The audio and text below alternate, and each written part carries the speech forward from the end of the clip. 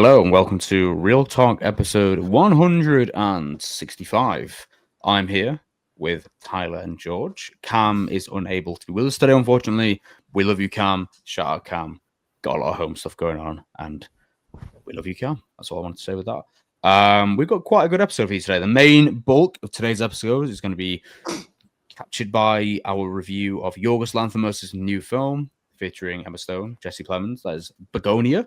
We're going to be reviewing Bugonia in full detail. We've also got a couple bits of news to speak about today, and we will also be giving our kind of rough rankings of Yorgos' filmography and where we think it lands within that. First of all, before we get into everything, shout out our executive producers, Ollie Powell, Stephen Johnson, and Cole Beaver. We appreciate you guys massively. And if you do want to check out the benefits from our being a patron with us, look at the links below. You'll also get access to the Discord and get involved in the hundreds of discussions that go in there every single day. Without further ado, let's kick on. How are we doing? What we've been watching? Tyler, how are you? And what have you been watching on this Halloween season? Also, can I just say one thing, right? Yes. I'll forget this. I did not have one single knock at the door last night. Not a single one. Wow. Dude, we're the last year. I mean, we live in an apartment building, so it's a little different, but it's also in New York City. So these kids like go around in their own buildings and blah, blah, blah. Last year, we had one kid knock on our door, one kid, and we had a big bowl of candy, and it went to waste because we had one kid. This year, we didn't get candy because we were like, no one's coming to our door. Like 10 people knocked on our door, and we just ignored it. We felt so bad. That's fair. That's fair. Yeah, I had a good week. Worked during the week, and then film festival every night. So Monday through Thursdays at the film festival downtown in Austin every day. So that was a blast. So that kind of encompassed most of what I've been watching this week. And then last night we had people over for Halloween. We had Riley's friends who live in Austin that moved here, as well as some of her friends from Dallas drove down. But no, it was fun. It was a blast of a Halloween night. We all sat in the driveway and handed out candy. We had like a table set out there. Riley decorated our whole house and outside of the house and inside the house like crazy. We all just played Monopoly Deal and Cards Against Humanity while kids were coming by and picking up candy. They kind of came in waves, so there's some dead times. So we just played cards in the meantime. We were all dressed up. Riley and I were at the Jurassic Park. A couple witches. Coraline had a mix of people in our crew, but it was a total of 1, 2, 5, 6, 7 of us sitting out there, and yeah, it was super fun. We had our house super decorated. We were definitely the most poppin' house on the street, and yeah, kids really enjoyed it. And I love kids, and it's just fun seeing them dress up and get into the holiday. And if trick or treating something that's like dying, I feel like trunk or treats are taking over, which are just like the grossest idea ever. It's like I don't know. It's like supposed to be safer, so they basically like instead of kids going door to door like a community, or it's usually like churches or whatever, like everyone just like drives their car to the parking lot and just like opens up their trunk and has candy in their trunk, and you just walk a circle around the parking lot and grab candy and then go home, which I just think takes out all the magic and the whimsy of Halloween. Fun. So yeah, it's not fun. It's Did you guys do it when you were younger? Legit. Yeah, of course. Probably from like treat or trunk or treat. No, the first one. Trick or treat. Absolutely. Probably from age like 5 until like 13, 14, probably, yeah. I'm kind of jealous of that. I feel like the culture, and I don't know if it's like nationwide in America, but it feels like Halloween's such like a big. It's definitely nationwide. I feel like every neighborhood growing really. up would go trick or treating. So no, it's super fun, and yeah, it's fun seeing kids dressing up and having fun with the holiday. And our house was popping, like I said. And then towards the end of the night, we started. It wasn't my idea. I was inside cooking the pizzas for the crew, but they started doing the thing, which I always hated at houses growing up, where it would be like you have to do a trick in order to get a treat. But it was fun, like actually, because kids, like a good amount of the kids too, would like be so nervous and anxious to do anything. And like we just like all they had to do is the most basic thing. If they just like hit a whip or like did a dab, like we'd be like, yeah, perfect. That's all you need. Just do like something. Yeah. But so many kids were so nervous and like anxious to do anything, and then like when they would do it, we would all cheer. You could see them getting so excited and happy, like they were happy they did it. And like this one like girl who's like probably like 9 years old, like after we were all cheering for her, she's like, your guys' house is so fun. I'm like, yeah, hell yeah, like we want to keep the magic alive for Halloween.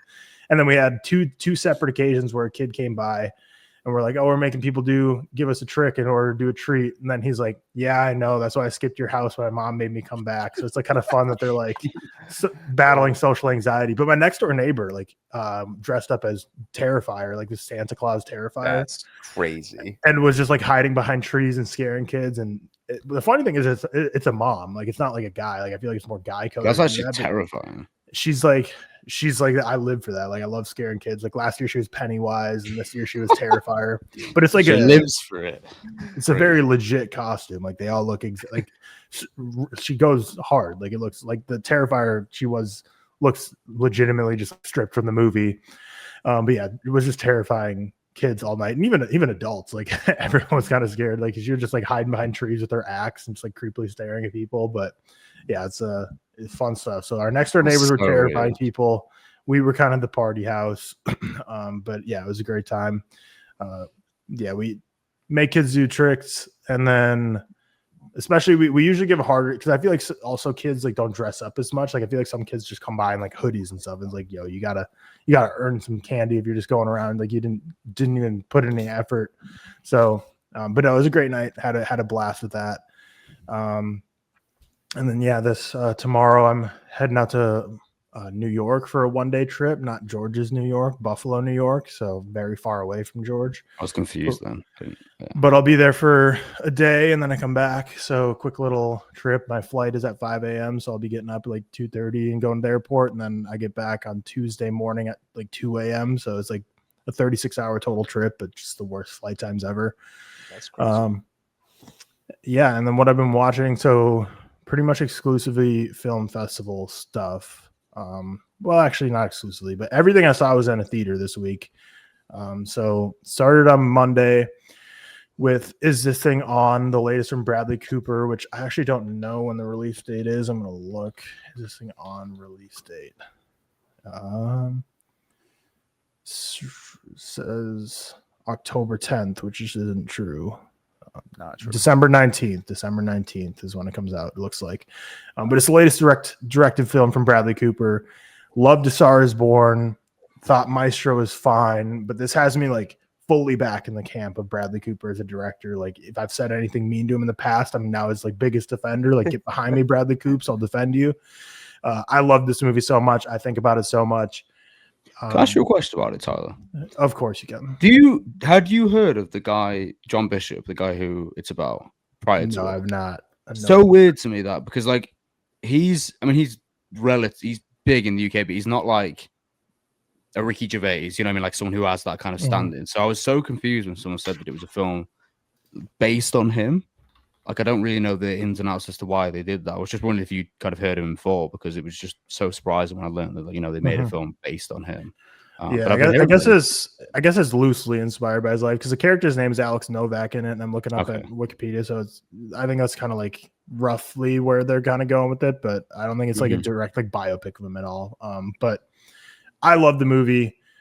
A great showcase of art's ability to allow people to cope with their life, and like how, I mean, Adam Sandler has had dramatic roles before, but I feel like more recently he's leaning into the dramatic side, and he's not in this movie, he's in Jake Ellie, but I'm more saying Will Arnett in this movie showed me the dramatic acting I've never really seen from him.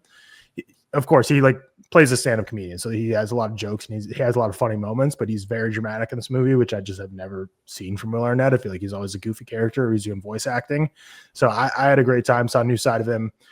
Bradley Cooper, I think it's a smart decision for him to take a step out of the spotlight of his own movie. Like he's in this movie as a minor supporting character, but his other two movies, he was the lead actor in it. I think this really allowed him to focus on the directing side. And I think Maestro was just like a swing for just trying to do a little too much and try a little too hard. Whereas this is like such a basic story that I think it just knocks out of the park. So I think it was just like a great career move for him. And Laura Dern's fantastic as well. So really liked Is This Thing On.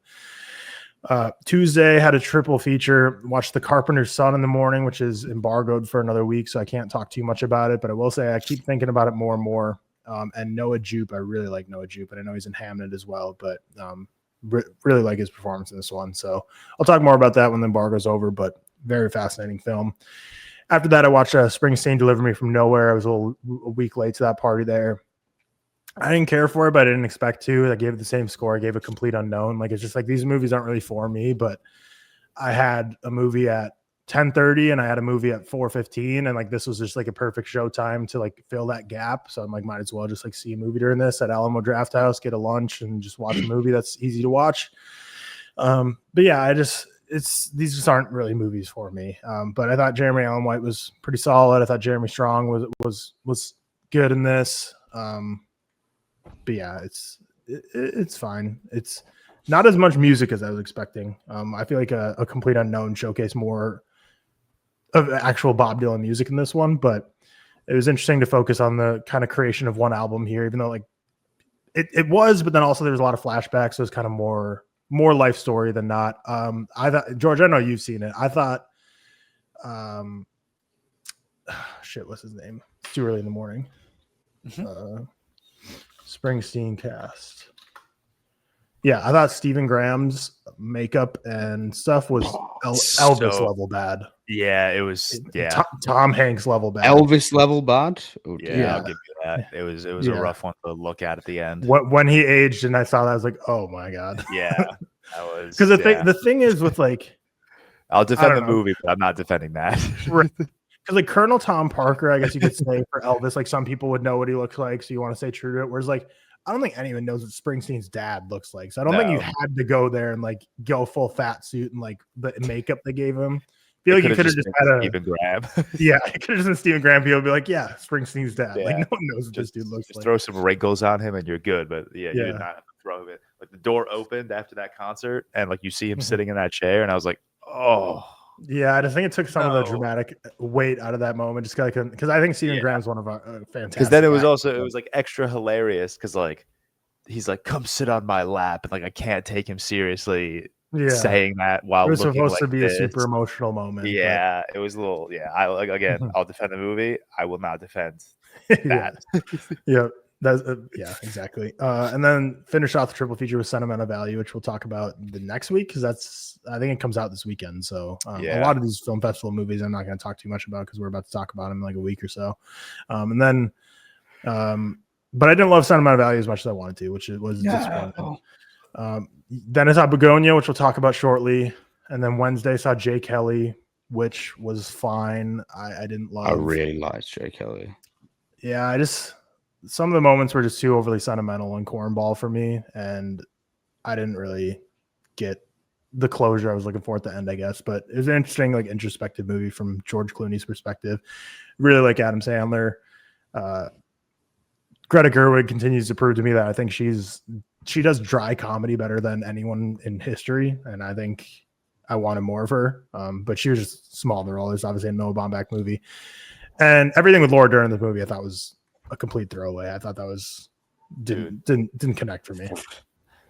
I mean, I'll save it for when we talk about the movie. But what the fuck was that Laura Dern Adam Sandler side plot? That was horrible. That had to be like, when is it coming out? I have no idea. Jay Kelly.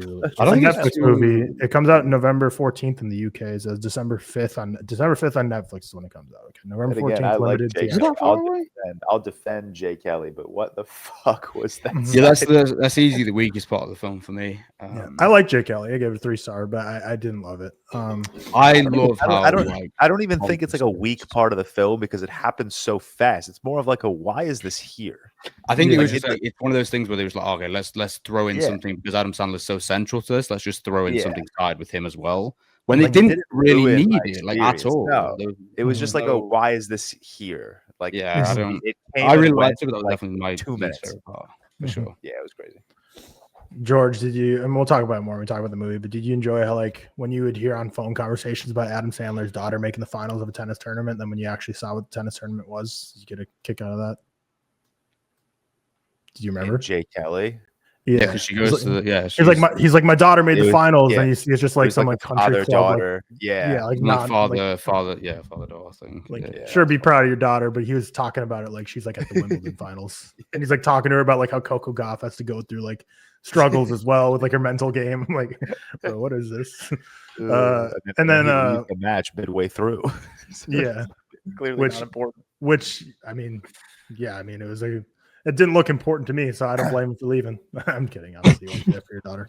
But Thursday, then the final film of the film festival was The Testament of Anne Lee, which comes out on Christmas.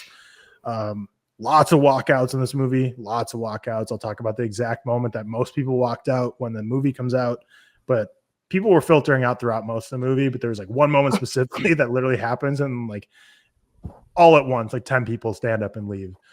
But I got to see this in IMAX. The cool thing about the film festival is like a lot of these films played at the Bullock IMAX in Austin. So like I thought movies that aren't IMAX movies in IMAX. So like no other choices in IMAX. Is This Thing on IMAX? Sentimental Value IMAX, Bugonia, J. Kelly, Testament of Anne Lee. So like all these movies are played at IMAX, which was a little weird because like it's not meant to be seen in IMAX. Like, Is This Thing On specifically has so many like close-ups of faces. I'm just like, it was almost like Oppenheimer meme where I'm just like, this is a little weird on an IMAX screen right now. But Testament of Anne Lee is such a spectacle that it was so fun and such a privilege to see on an IMAX screen. And it's a movie that's a lot for sure. It's written and co-written by Mona Fastfold and Brady Corbet. So it's their collaboration after The Brutalist. Everyone from The Brutalist is pretty much there. Daniel Blumberg's score, I think, might even be better to me than The Brutalist. The musical numbers of this movie are incredible. The choreography is incredible. Amanda Seyfried, one of the best performances of the year. Absolutely adore her. But also Lewis Pullman is like starting to just be a guy who anytime he's in a movie, I'm like, hell yeah, he's crushing this. So he does great in it as well. And I always love Christopher Abbott movies. So quite a nice little cast. But yeah, it'll be a divisive movie, I guess. It's a story of Anne Lee, who's the founder of the Shaker movement. So I barely remember the Quakers and the Shakers from U.S. history class, but kind of started in Manchester, and then she comes to America in the 1770s and starts her movement here and plants her roots, starts to grow followers as it looks amazing, an embodiment of Christ. Yeah, I thought it was great. I adored it. Second act, especially on the ship to America, the scene is maybe one of my favorite scenes of the year. But it's just such a loud movie, and I had a great time with it. But I know a lot of people in the theater despised it, and obviously what was so like? Are people walking out because like? Do you think they thought the movie just sucked, or is it like? Are you watching like? I'm picturing like an offensive scene, maybe, because considering it's like a like what there's like a scene that might be like offensive religiously. That was the one that a lot of people walked up and left for, but it's also a very like. If you think about like The Brutalist, like nudity and graphic content, like this is much more nudity and graphic content than that.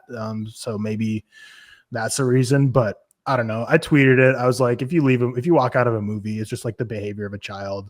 Like I just always think it's so stupid because like this is a packed IMAX at a film festival, and the moment that it specifically like 8 people walked out during this movie is like 2 hours 10 minutes long, and that moment was like an hour 30 in. So I'm like, dude, you're already mostly through it.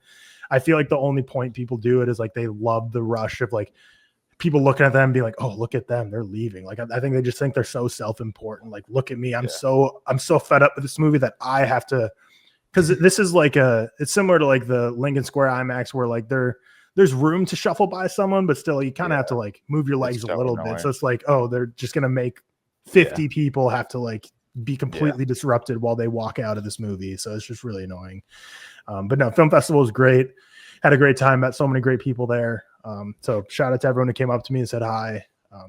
And a lot of the movies I went to were with Eli and Zach. So shout out to Eli and Zach specifically, and Zach's dad. Zach's dad is awesome. It was fun seeing movies with him. Cool getting his perspective when movies were done. It was a great time. What's up? I thought you just said Zach's dead, and I was like, no, I thought you said that for a second. What kind of news are you dropping on the ReelTok Podcast? It was so like out of nowhere. So I was like, what the fuck did you just say? No, Zach's dad is sick. Because like it'd be like the first night I met him was at Christie, the very first movie, and me, Zach, and Eli were all talking, and then his dad just like looks over at this like woman who was like sitting on the other side of us. He's like, "Oh, are you here alone?" She's like, "Yeah, I am." And then he just like switches seats with his son, and just starts like talking with her for like 20 minutes about movies, which was really sweet. And every movie was just fun picking his brain. Like Jay Kelly, I was like, "Oh, what'd you think?" He's like, "I didn't like it, not original enough." And I just love like blunt people's opinions on movies. And he was a cool guy. Yeah. Old people are easy. Did you like the movie? No, it sucked. Yes, it was great. That's all I get. But yeah, the film festival ruled. Great time. Wish I was able to see the ones on the weekend, but my car was having troubles. But so I missed out on like Hamnet's the only one I really care about that I missed out on. I don't really care about Eternity. Don't care about the Knight's Tale re-release. I do care about Train Dreams, I guess. So Train Dreams and Hamnet I got to catch the next week or so in theaters. But yeah, that's what all I've been doing.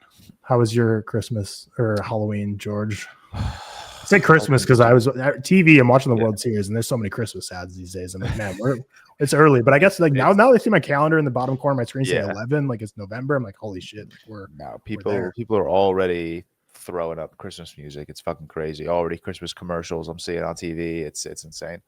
My week was good. Busy ass week. We recorded Sunday, right, last week. So yes. Was I on last week? What did we talk? Yeah, I was on last week. It was our Halloween episode. Yeah. Yes. Yeah. Sunday night, we went to a Billie Eilish concert. She was playing at UBS Arena. Awesome show. She's.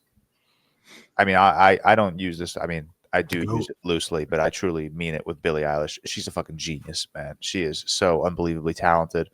Her music is crazy. I love her so much. She's one of those artists, like she knows how cool she is. Like she knows how cool she is. She starts the show and she's like in this box and like you can't see through the box because there's like a light show going on, but you know she's in there. And then the box lifts up and it's just her standing there. And like for a minute and a half, she just stood there, didn't do a thing. And the arena was going fucking crazy. What's crazy to me about Billie Eilish is how young she still is. She's 23, dude. It's I know, but when I think about it, I'm like, she's been around for like I know. She dropped her first album when she was fucking 16, like 18, 17. Yeah. Yeah, it's crazy. She crazy, feels like she's dude. been around for such a long period of time. How inadequate that makes me feel. Like it's absolutely crazy. Yeah, that's right. But no, I mean I love her music. She's just unbelievable. Monday, I got to an early screening of Predator Badlands. Are you embargoed? I thought I was, but like I'm seeing some people drop reviews on. Is it maybe like a review embargo, a critical embargo, not a social embargo? Like I think I don't know. It doesn't matter to me. Just give us like we're gonna the movie's fine. The movie's so fine. It's not like Tron Ares level bad, but it's not like the best in the Predator franchise. I don't think anyone will call it. It looks great. Like everything you see in the trailers, there's like more in the movie. Like it looks awesome. There's some really cool shots, really cool like creature designs, really cool character designs.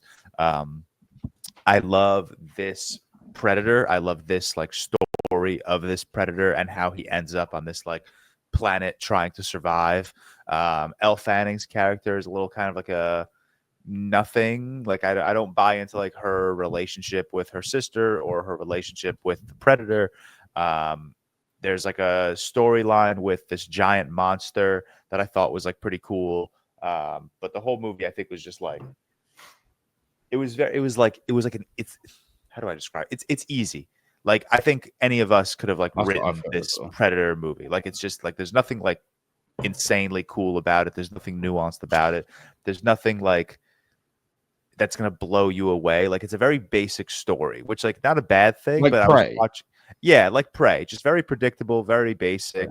Does it tie into any Prey or Predator movie, or is it completely you can drop into this? You can drop into this completely be fine. Because it comes out this weekend, so I'll be seeing it for him. We'll talk it next week. Next week's pod, I was looking at it's gonna be packed. We got Frankenstein, Predator Badlands, and Die My Love, and then Christie also comes out. But we got big releases coming. Wait, Die My Love comes out for you guys next week? Yeah, I'm seeing it tonight. That's fucking annoying, man.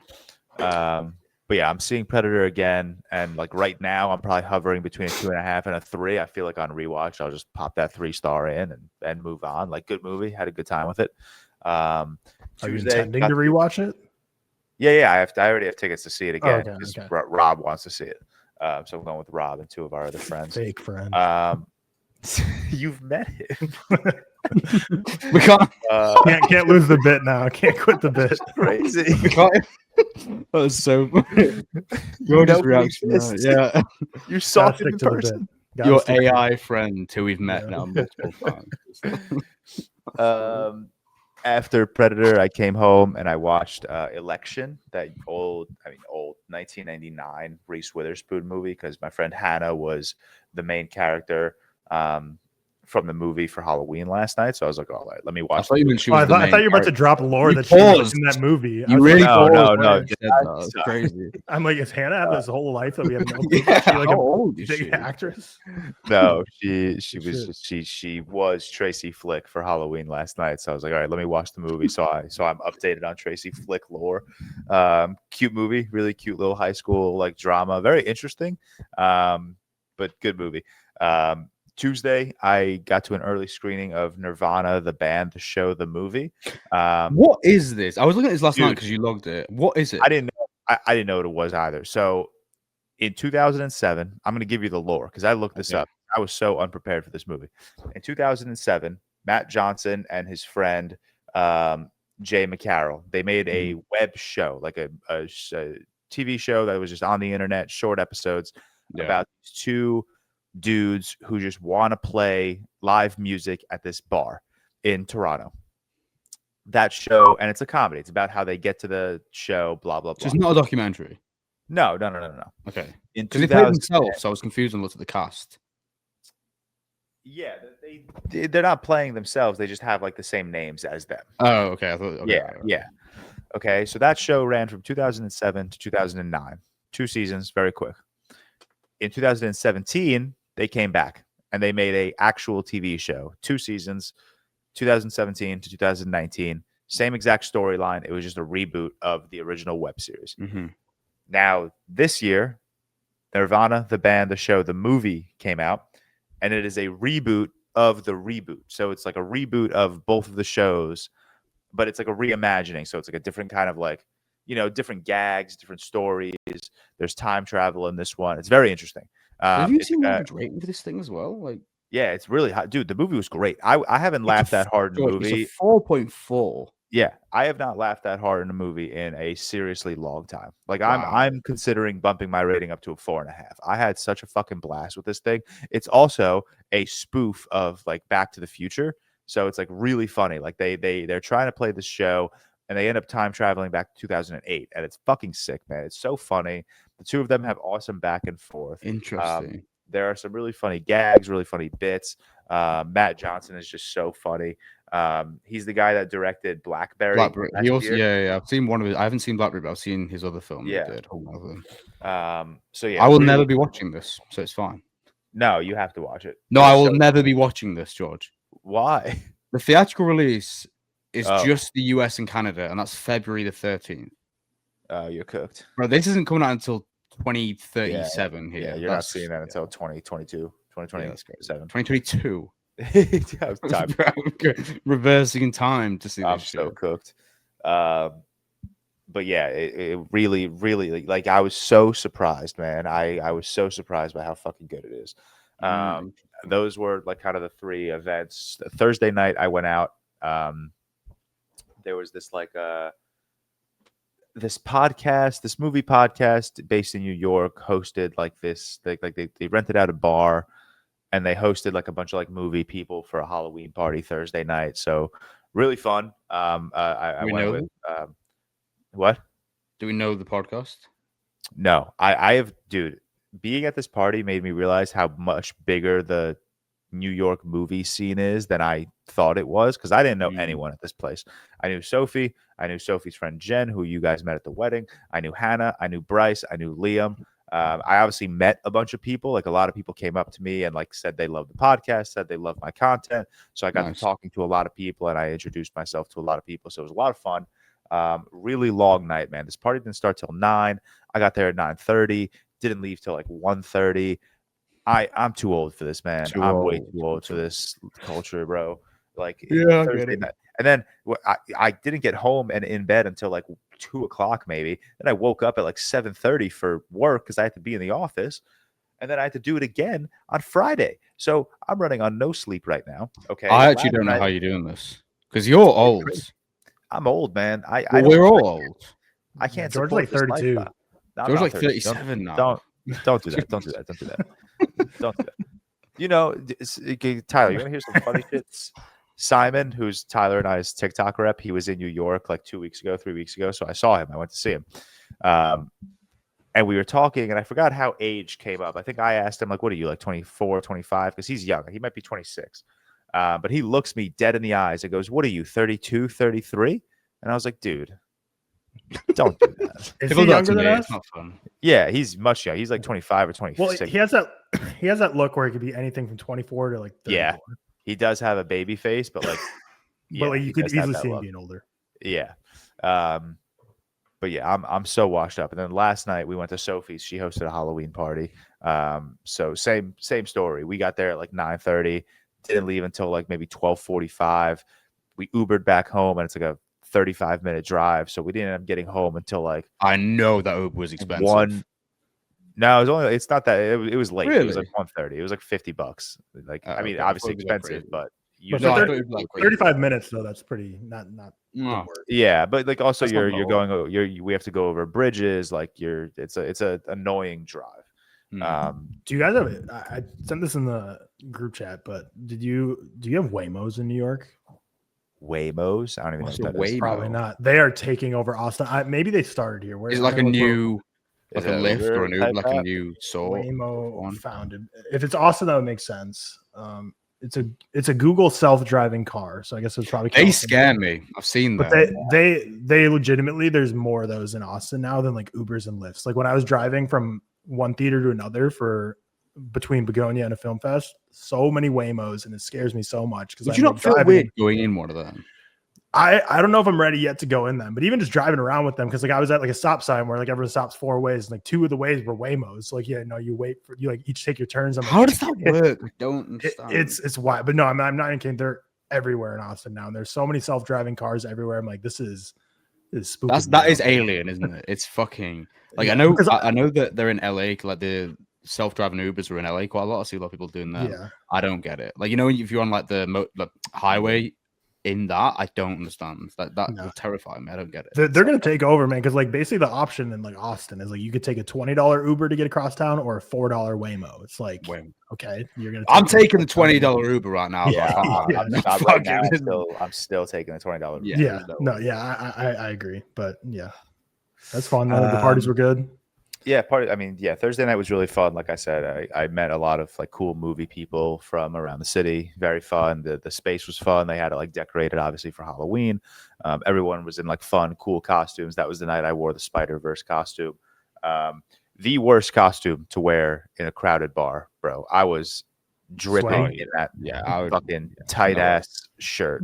Okay. Would you have actually done the Shining Twins if Alex Coleman would have? Yes, dude. I was really trying to convince him to do that. Okay, and it bothers me. The kid, fuck him. I'm so annoyed. I would have done that. That would have been epic. Did your cat just come in the room, Seth?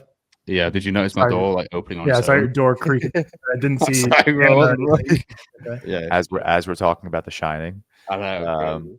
Real quick about like TikTokers, because you're mentioning like the movie scene and like TikTokers is, and this doesn't spoil anything, but there's a moment in Sentimental Value where they like make fun of like TikTok interviews for movies. And right before the movie started, a guy turns around and he's like, "Are you on TikTok?" I'm like, yeah, I'm on TikTok. And then when that part happens in the movie, I'm like, hope these people that like heard him say that aren't like that's not me. I'm not the type that like does the gotcha like stupid interview. I'm like, just because I'm on TikTok doesn't mean I'm the same as these people they're making fun of in the movie. Okay, guys. They were thinking about you all movie. But yeah, both parties were fun. Sophie's was really fun last night.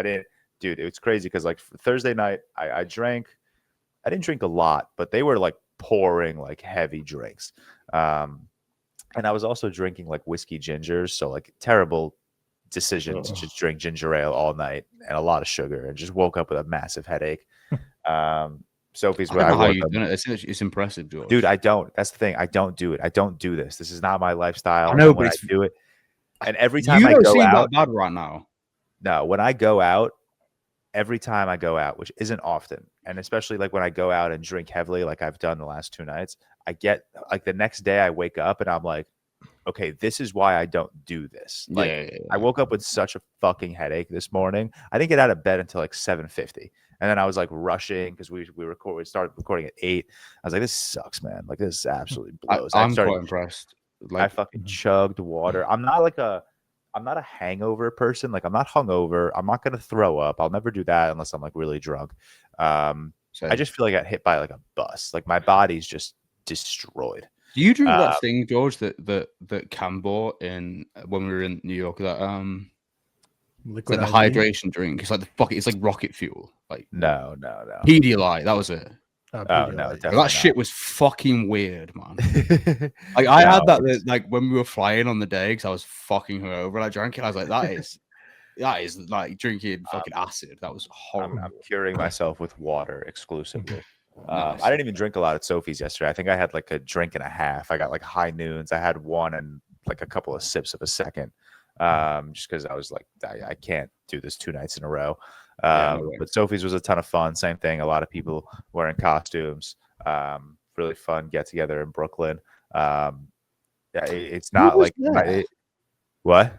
Who was there? Because she put in that group chat that like half of the group chat are there, and I was like, how?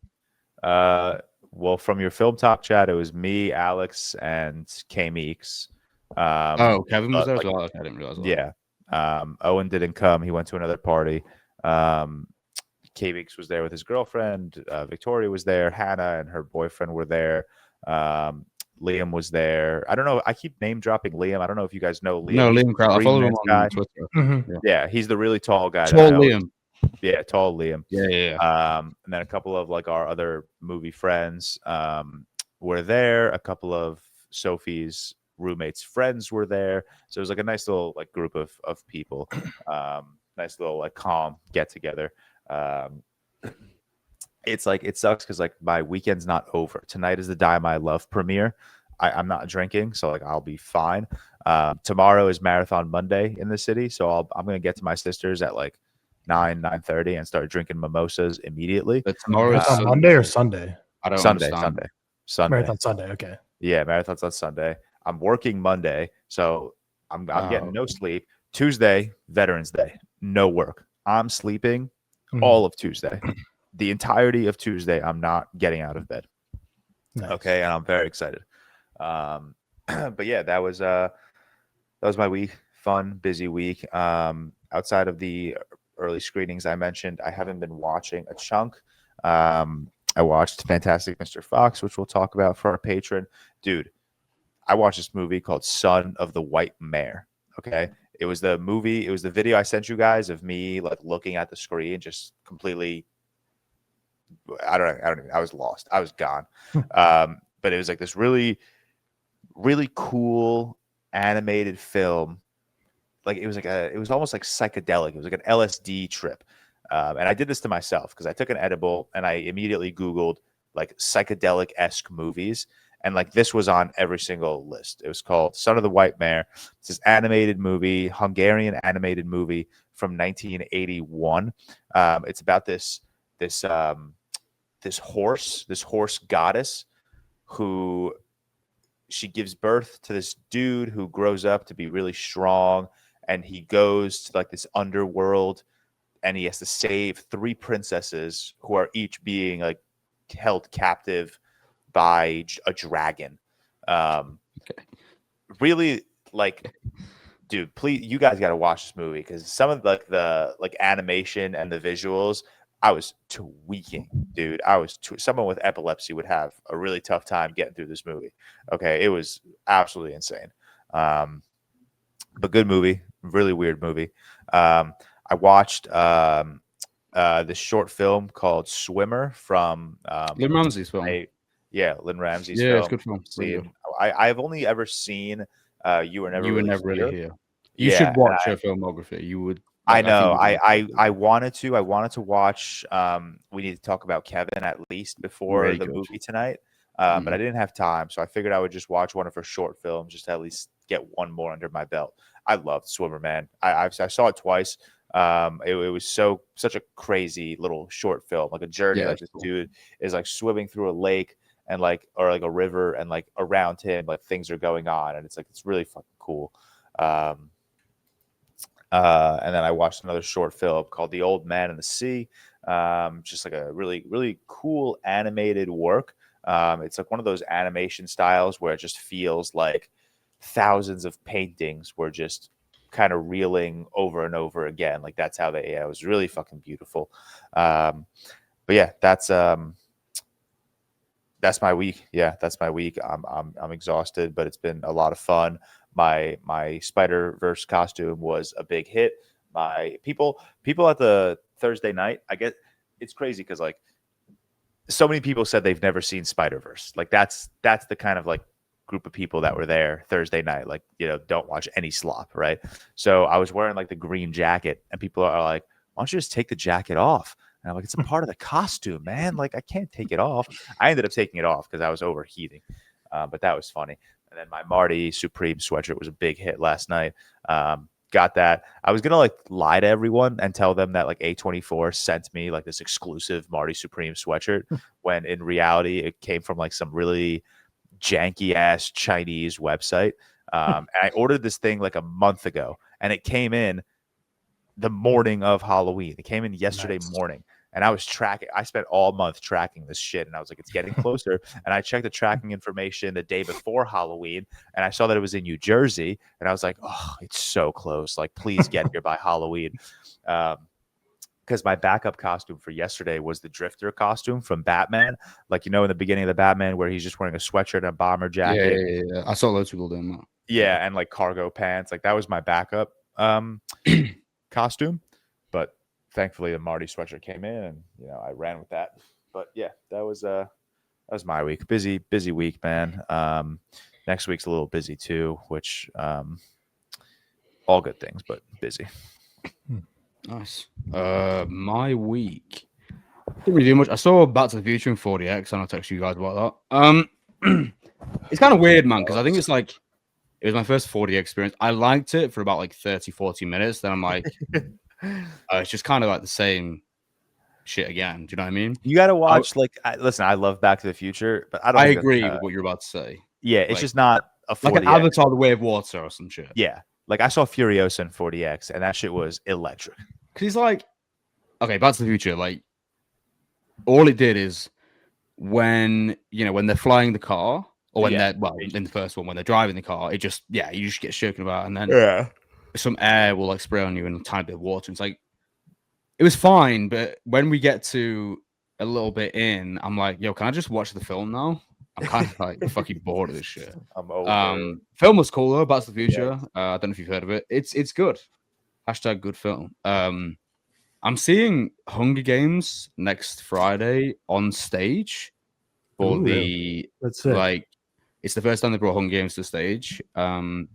John Malkovich is in it, which is kind of cool. I'm not really a Hunger Games guy. I bought it for Anna's birthday like ages ago, back in like March. We're gonna go see that on Friday, so I don't even know what to expect for that. It seems like something that should work on stage. It seems like a good conceptual piece and something that should work. So maybe it'll be cool. Hopefully, I'm also seeing a screening of the new film on the Nuremberg trials, which like Rami Malek's in. Nuremberg. I don't know who else is in it. It's quite like a stats cast, I think. Russell Crowe. That's it. Yeah. I'm seeing that on Thursday, which I'm very intrigued about. I know it's the director I don't know anything about. So yeah, seeing that on Thursday, so that should be cool. I haven't really done a whole lot else this week, just like working, getting ready for whatever. It's just what I've watched this week. I watched a film called The Monster Squad last night, which is like it's like a kid's film, but where all the monsters like link up. Like there's a sequence where like Dracula is with the Mummy, the guy from the Lagoon like films, a sea monster, a werewolf, and he resurrects Frankenstein's monster from a coffin. Shit is crazy. It's like dream blunt location, like rotation shit. I saw you join the log no rating. I did log no rating. Yeah, you're not wrong. I watched Evil Dead 2 as well. God, second best Evil Dead. The best Evil Dead, George. Second best Evil Dead. You silly Billy. It's so good, man. I haven't seen Army of Darkness in a while, so I might rewatch that today because I haven't seen that. I'm due for a rewatch of the whole series, honestly. I only ever watch Evil Dead Rise. I forgot I should rewatch Evil Dead Rise. I haven't seen it since it released. I've only seen it once. I did like it. Do you think Sam Raimi will ever come back? For Evil Dead? In January. No, to direct an Evil Dead movie. Oh, okay. No, I think it'll be in I know he's coming back. Yeah, I think it'll be just like production for a while. I mean, like, You don't think like he and Bruce Campbell will do something like a legacy film? I mean, maybe, yeah. But I think the thing is with Evil Dead now is that every film since he left, so the 2 films that have come out, have been pretty well received and have done quite well box office numbers. If I don't, and I think that will kind of continue to be the case. So I think in his head, he'll be like, let me just keep producing to get the right guy in to handle it, to be at the helm.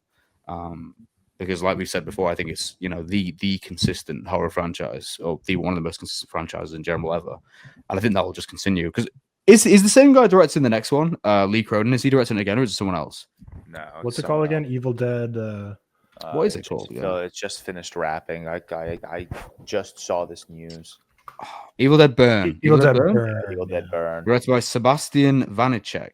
Yeah. Oh yeah, who directed that French Spider film, which is crazy. So yeah, I mean, like I have no doubt in my mind that this will probably be pretty good as well, because that's just kind of the thing we're on. So yeah, I watched that again. I watched Black Christmas, but the 2006 remake.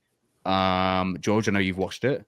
Good film. Like as far as horror remakes go, kind of crazy. As far as horror remakes go, I feel like I'm like I love the 2003 Texas Chainsaw Horror remake. I really didn't mind the Psycho remake. I like the Night of the Living Dead remake. But there are more. I was thinking this. There are actually more remakes I like and expected. Black Christmas I thought was fucking crazy. It somehow is even crazy in the first, because I also watched, and I know I said this last week, but I really think you should watch House of Wax. I don't know if you've seen it before. Yeah, That's also a remake. Yeah. I'm starting to think horror remakes like aren't as bad as in my head. Do you know what I mean? Yeah. Because like the Halloween 2018 remake, I thought was alright as well. Yeah.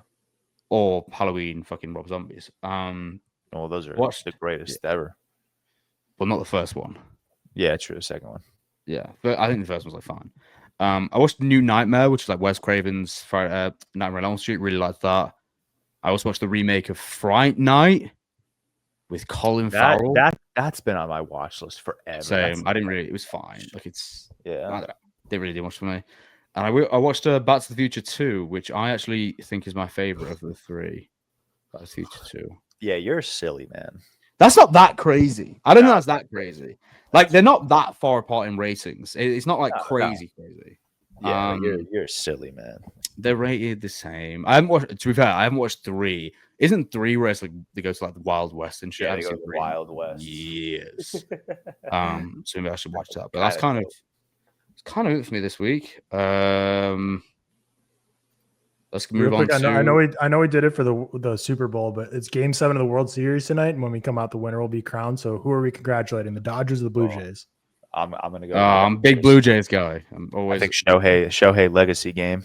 Yeah, congratulations, Dodgers. I'll go with Dodgers. Oh, okay. Blue Jays will be fun. They're the underdogs. All right. Same thing. When this releases, the Paris Tennis Masters will be over. Who are we crowning champion? Djokovic. Who's in the finals? Is it Sinner Alcaraz again? Andy Murray is winning. It's not the finals today. Today's the semis, and you got Sinner Zverev. I'm taking Sinner, obviously, and then you got Felix Auger-Aliassime and Alexander Bublik, and I'm going to go with Alexander Bublik. And then what happened to Alcaraz? He got bopped in the second round to Cam Norrie. Yeah, well, Sinner's shout at Sinner, the GOAT. Yeah, when this episode releases, Sheffield United will have played Derby in today's match at 3 o'clock. Who's going to win? I'm going Derby 6-1. I'll go 3-0. 3-0. All right, cool. Whatever. We'll move on to Bugonia. Is it out now? It is out, isn't it? Yep. It is out. Yeah. Bugonia. So Yorgos Lanthimos' new film, kind of the major review this week. Just to give you a quick, let me just pull up the synopsis real quick. Bugonia.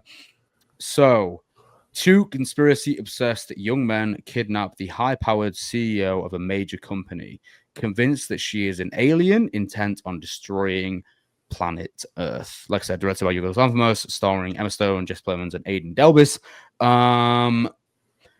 I think Tyler, like we did for One Battle After Another, just kind of go with like that instead of running through it recapping wise, just hitting off because people tended to prefer that, and I did as well, to be honest. But in terms of the film, we'll go on to kind of spoiler-free thoughts first, and then just move on to some of our favorite scenes and discuss it, whatever. George, we'll start with you. Our resident Yorgos fan. Listen. No secret, I'm not the biggest Yorgos fan out there. You know, I used to call myself a pretty big Yorgos fan, and then before Kinds of Kindness, we did like the Yorgos special, so we ran through all of his films. Poor Things, I loved. Kinds of Wait. Kindness, Don't say the films because we're going to do a ranking afterwards. No, I'm not telling you the Oh, ranking. I thought you were okay. Going through. Kinds of Kindness, I was more mixed on. I think I gave that one like a 3 or 3.5 stars. You know, Killing a Sacred Deer, something I didn't love as much on rewatch, but still like a 3-star movie. And then, you know, he has like his Dogtooths, which I think are just some of the worst films I've ever seen. So he's really all over the place. Yeah. Sorry. I posted a TikTok video about this, and that sentiment still stands. I think this might be Yorgos's best. I have not stopped thinking about Bugonia since I watched this movie. I am annoyed that I have not found the time to go and watch it again. I'm hoping Monday or Tuesday will be that day. But I have not stopped thinking about this movie since I watched it. Jesse Plemons and Emma Stone are so unbelievably good, man. It's actually fucking insane. Like, I mean, Emma Stone is maybe the best actress of this century. She's my number one. Jesse Plemons, this is like the hot take, and I'll be curious to see how this take holds up when I rewatch both of these films. Everyone's arguing who's going to win the Oscar. Is it Leo or Timmy? I think my top two right now probably are Leo and Jesse, and I think Timmy would be in the third spot. I think Jesse Plemons is so goddamn good in this movie. It is so effortlessly good. Like, he is so just relaxed. He is so fucking incredible. And then Emma Stone, obviously, just 2-time Oscar winner for a Would he reason. be campaigning as lead, do you think? Would he be like... Yeah, I think he would campaign and lead. I just didn't know if he or Emma Stone would be. Yeah, I mean, one thing I didn't expect, and this was one of the first things I said coming out of the theater. I didn't expect, like, this was the Jesse Plemons show. Like, I thought this was going to be all Emma Stone, but this was like he's the main character, like which kind of surprised me. I really thought that I feel like this movie was very much advertised like this is a movie about Emma Stone's character, but this is really like the Jesse Plemons show, and he's just it's 2 hours of two of the best working actors just going bar for bar. It's unbelievable. They're so fucking good. And beyond that, I don't typically love Yorgos's very like polished aesthetic. Very like clearly very tidy. Everything is where it's supposed to be. There's very very straight standstill cameras. The camera movement is just very like clean. And I think all of that I think just works really well in this movie. Like, I don't know how to explain it, but like I think his directing style like played towards this conspiracy theory movie really, really well. And I was so surprised by like everything going on. This movie had it all. It had its jaw-dropping moments. It had its incredible just 10-minute back and forth, conversations. It had the comedy. It had everything, and I fucking loved it. It had like that really. We'll talk about the ending, but it had that, in my mind, brilliant ending. And then, of course, at its center, it just has two of the best working actors just going bar for bar. One other reason why I think I really, really like this, and this is something that people will clip on Twitter and be like, oh, this guy just doesn't know how to use his brain when watching movies. This is Yorgos's most accessible film. And I think that really helps him out, or at least helped out my experience with it. Because one of my biggest problems with Yorgos is always like, I think he's trying to be too profound. Like, sometimes I think he's thinking that he's genuinely like this next great Greek philosopher. And he's like throwing so many ideas and themes at us. And he's trying to be like, very like, I don't know, man, very like profound about it. And sometimes I think he just gets so lost in what he's trying to say that it's just not like the best experience watching his films. But this is like his most accessible film. He's kind of like, I don't know. It's just I loved it, man. I really had such a good time with this film. I really want to watch it because another big problem like that I usually have with Yorgos' filmography is I don't think a lot of his films hold up well on rewatch. I think he's one of those filmmakers where it's like a lot of his power comes in that like first watch initial shock value of everything going on. So I'll be curious to see how this one holds up on rewatch. But yeah, man, I have not stopped thinking about Bugonia since I watched it. Whatever it was, fucking a week and a half ago. I absolutely love this thing. I had such a good time with it. I really love Emma Stone. I'll keep saying Jesse Plemons, man. I think he's so good. I don't think he's going to get that Oscar nomination. I actually know he's not going to get that Oscar nomination, but I would love him to be in that bunch because I think that performance is so deserving of some accolades. But yeah, those are my spoiler-free thoughts. Really, really good movie. Nice. Tyler? Yeah, I echo a lot of what George said. I loved Bugonia. Like, this is one of my favorite films of the year, but it might that's why I'm keen to rewatch it too. This might be my favorite film of the year. Like, I absolutely adored this movie. I was in love with everything about it.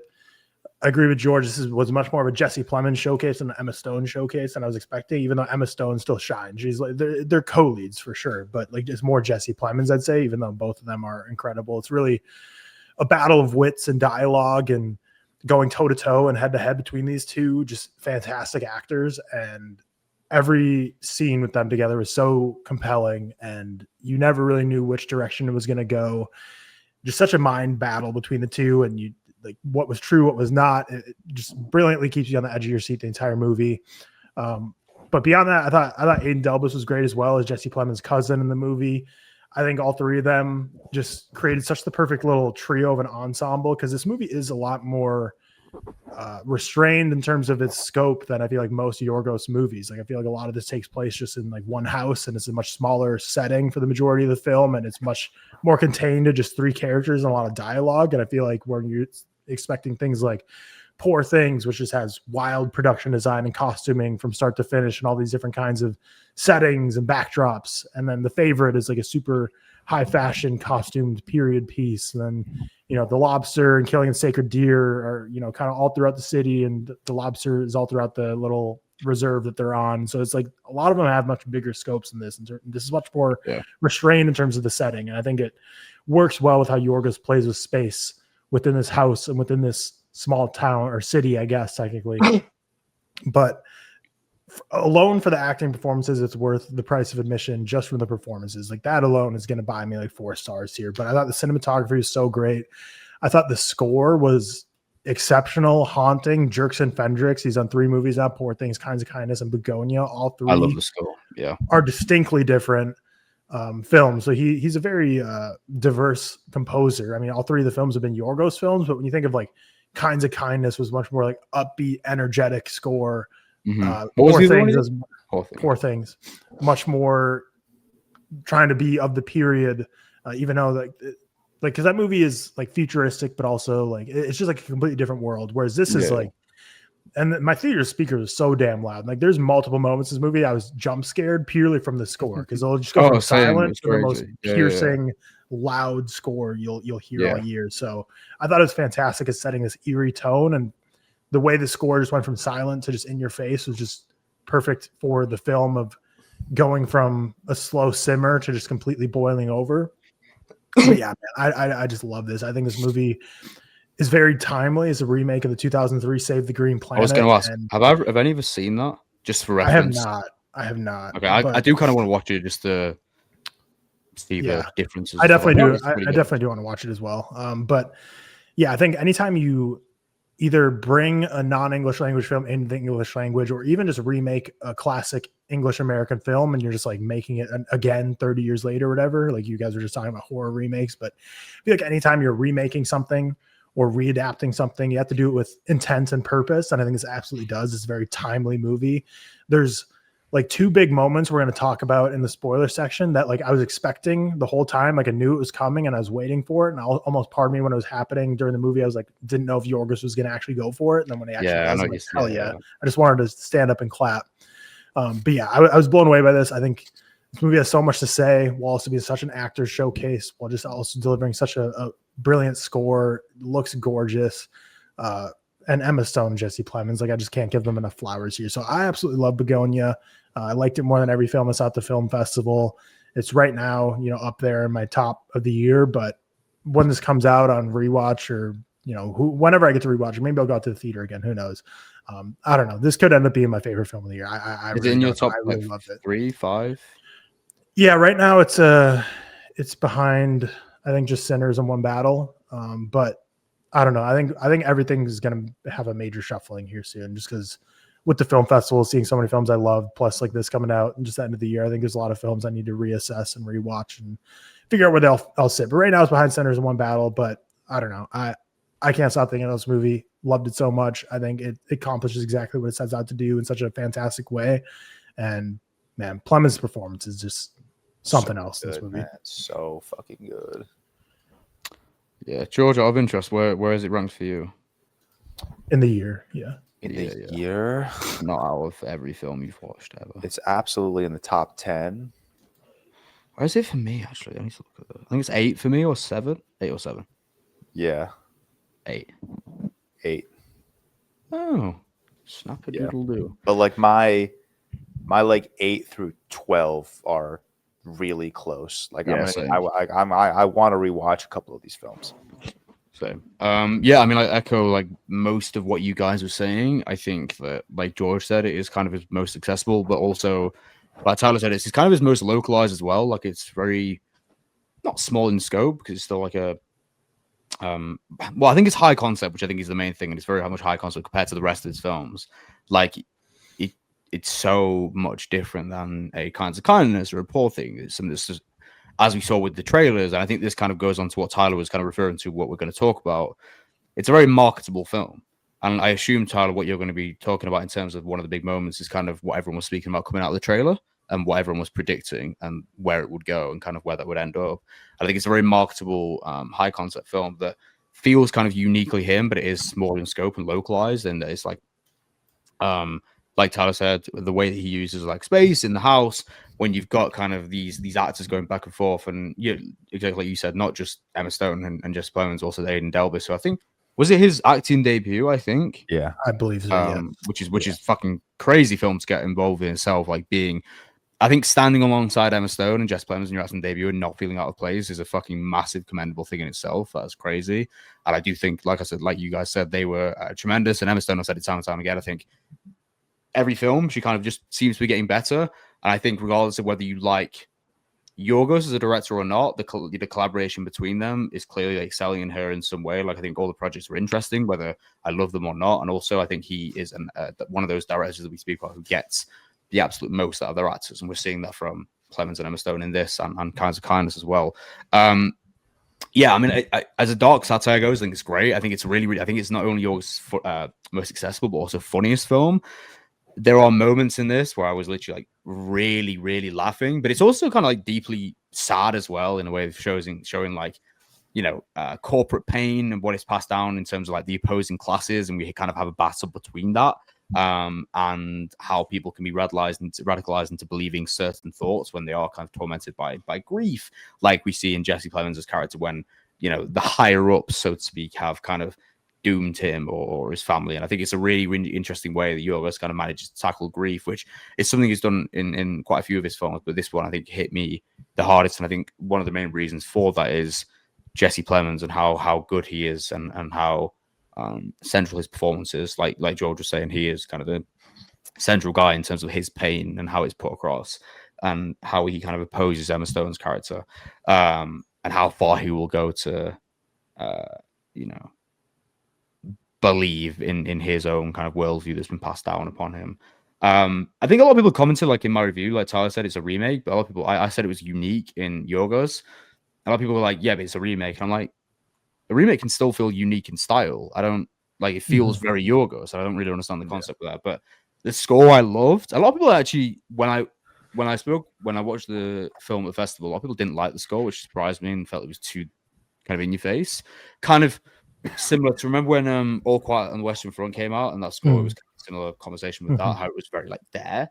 I think that worked perfectly in tandem with the film. I think that was actually kind of perfect in terms Also, of the score kind of reminded me of One Battle After Another. Like in One Battle After I the agree. scene where like Stephen Lockjaw is just walking down the stairs and you have this booming score, and then in Bugonia you have like Jesse Plemons just riding a bike and you have this like booming score, and I was like, this is in my face. I agree. Yeah, I think I really like the score. I think it was great, and I think like there are certain moments I do want to speak about that were really funny as well. It's also like it remains as like nasty and grim as ever in terms of every Yorgos, where there is, and you know it going in, there is these moments which are of shock value, but you know, deservedly so, and also like a swing, a big swing that we'll probably go on to discuss, which I really enjoyed and had a great time with. Also, his whoever designs, I can't remember, I think it's a Greek designer who does Yorgos's posters. Crazy, they fucking kill every time, man. They always rip. It's insane. Like he has the best fucking collection of movie posters ever. So whoever that designer is, you are fucking crazy. But yeah, I think like, do we want to just, Tyler, do we want to just like discuss certain scenes and then kind of go from the ending from there? Kind of what I think we can I think we can just talk broadly about not broadly because we'll go spoilers now, but I don't think we have to go like beat for beat. But I think to me, the movie very clearly has like the first 4/5 you can kind of talk about, and then you kind of have the final like fifth of the movie that it all kind of builds up to. It's been I watched this on October 11th, so it has been like 3 weeks now. What was it? So I guess to start, what was the thing in the trailer? Because I avoid trailers like a plague, so I don't even know the trailer. What? Okay, are we? Yo, Tyler, hit that spoiler mark, please. It's on. Don't worry. It's on. Okay. Where? Don't you see it in the bottom of the screen? Scrolling across. That's weird. George, you see it, right? I see it. Yeah. Okay, so then we're good. We're good. Weird. Okay, so what? Oh, I see it now. What I was kind of referring to is, I think when the trailer initially came out, everyone was like, "Okay, she's an alien then," and that was kind of the whole thing it was building towards. And obviously, when we watched the film, in terms of the ending, it obviously is kind of building to this moment, and it's a difficult one because the film is essentially leading you towards this belief that Jesse Plemons is this crazed conspiracy theorist who's had these theories put down on him and that have been even further fermented from his grief of well, not grief, technically not grief, but rage and it fueled rage from his mum's circumstances through the actions of Emma Stone's company and kind of what they made and what they built and whatever. And what I love is when Philip Seymour Hoffman, Jesus Christ, which kind of works because Jesse Plemons, kind of like a new age Philip Seymour Hoffman, that's kind of what he's going on to believe. You know, it's not a hot take, but he kind of works in itself. But when Jesse Plemons when they kind of capture her, which by the way, a scene that I loved was the chase sequence as well, because they really are. That's where I think Yorgos shows his comedic timing in such a well-mannered way. Like when she's kind of pulling into the house and they're trying to chase her, and then she just like basically kicks the shit out of them, both of them. I love that moment. Like it really is just so frantic and ridiculous. Like kind of similar, obviously not exactly, but similar to like, you know, the moment where they in Anora, for example, when they kind of break in, they try to hold a captive. In terms of that kind of, it's very slapstick and over the top and funny and high concept. But when they actually capture Emma Stone's character and bring it back, obviously the whole kind of thing is leading you to believe that, okay, these are guys who are crazed conspiracy theorists, especially Jesse Plemons, who's kind of put this on Aiden Delbus's character as well, because of the actions of this company. And when the trailer came out, everyone was kind of predicting exactly kind of what the outcome is going to be, that she is going to be said alien. I never thought that once. I never saw the trailer, so I don't know. But I did think that. But I think what the most impressive thing is, I didn't know it would happen, but I was like, okay, she's definitely going to be an alien. However, it didn't actually impact my viewing at all. In fact, I actually benefited it because the whole time, even though I thought I knew, I'm like, okay, morally, I don't know whether I know as much as I think I know, and it's kind of throwing me back and forth.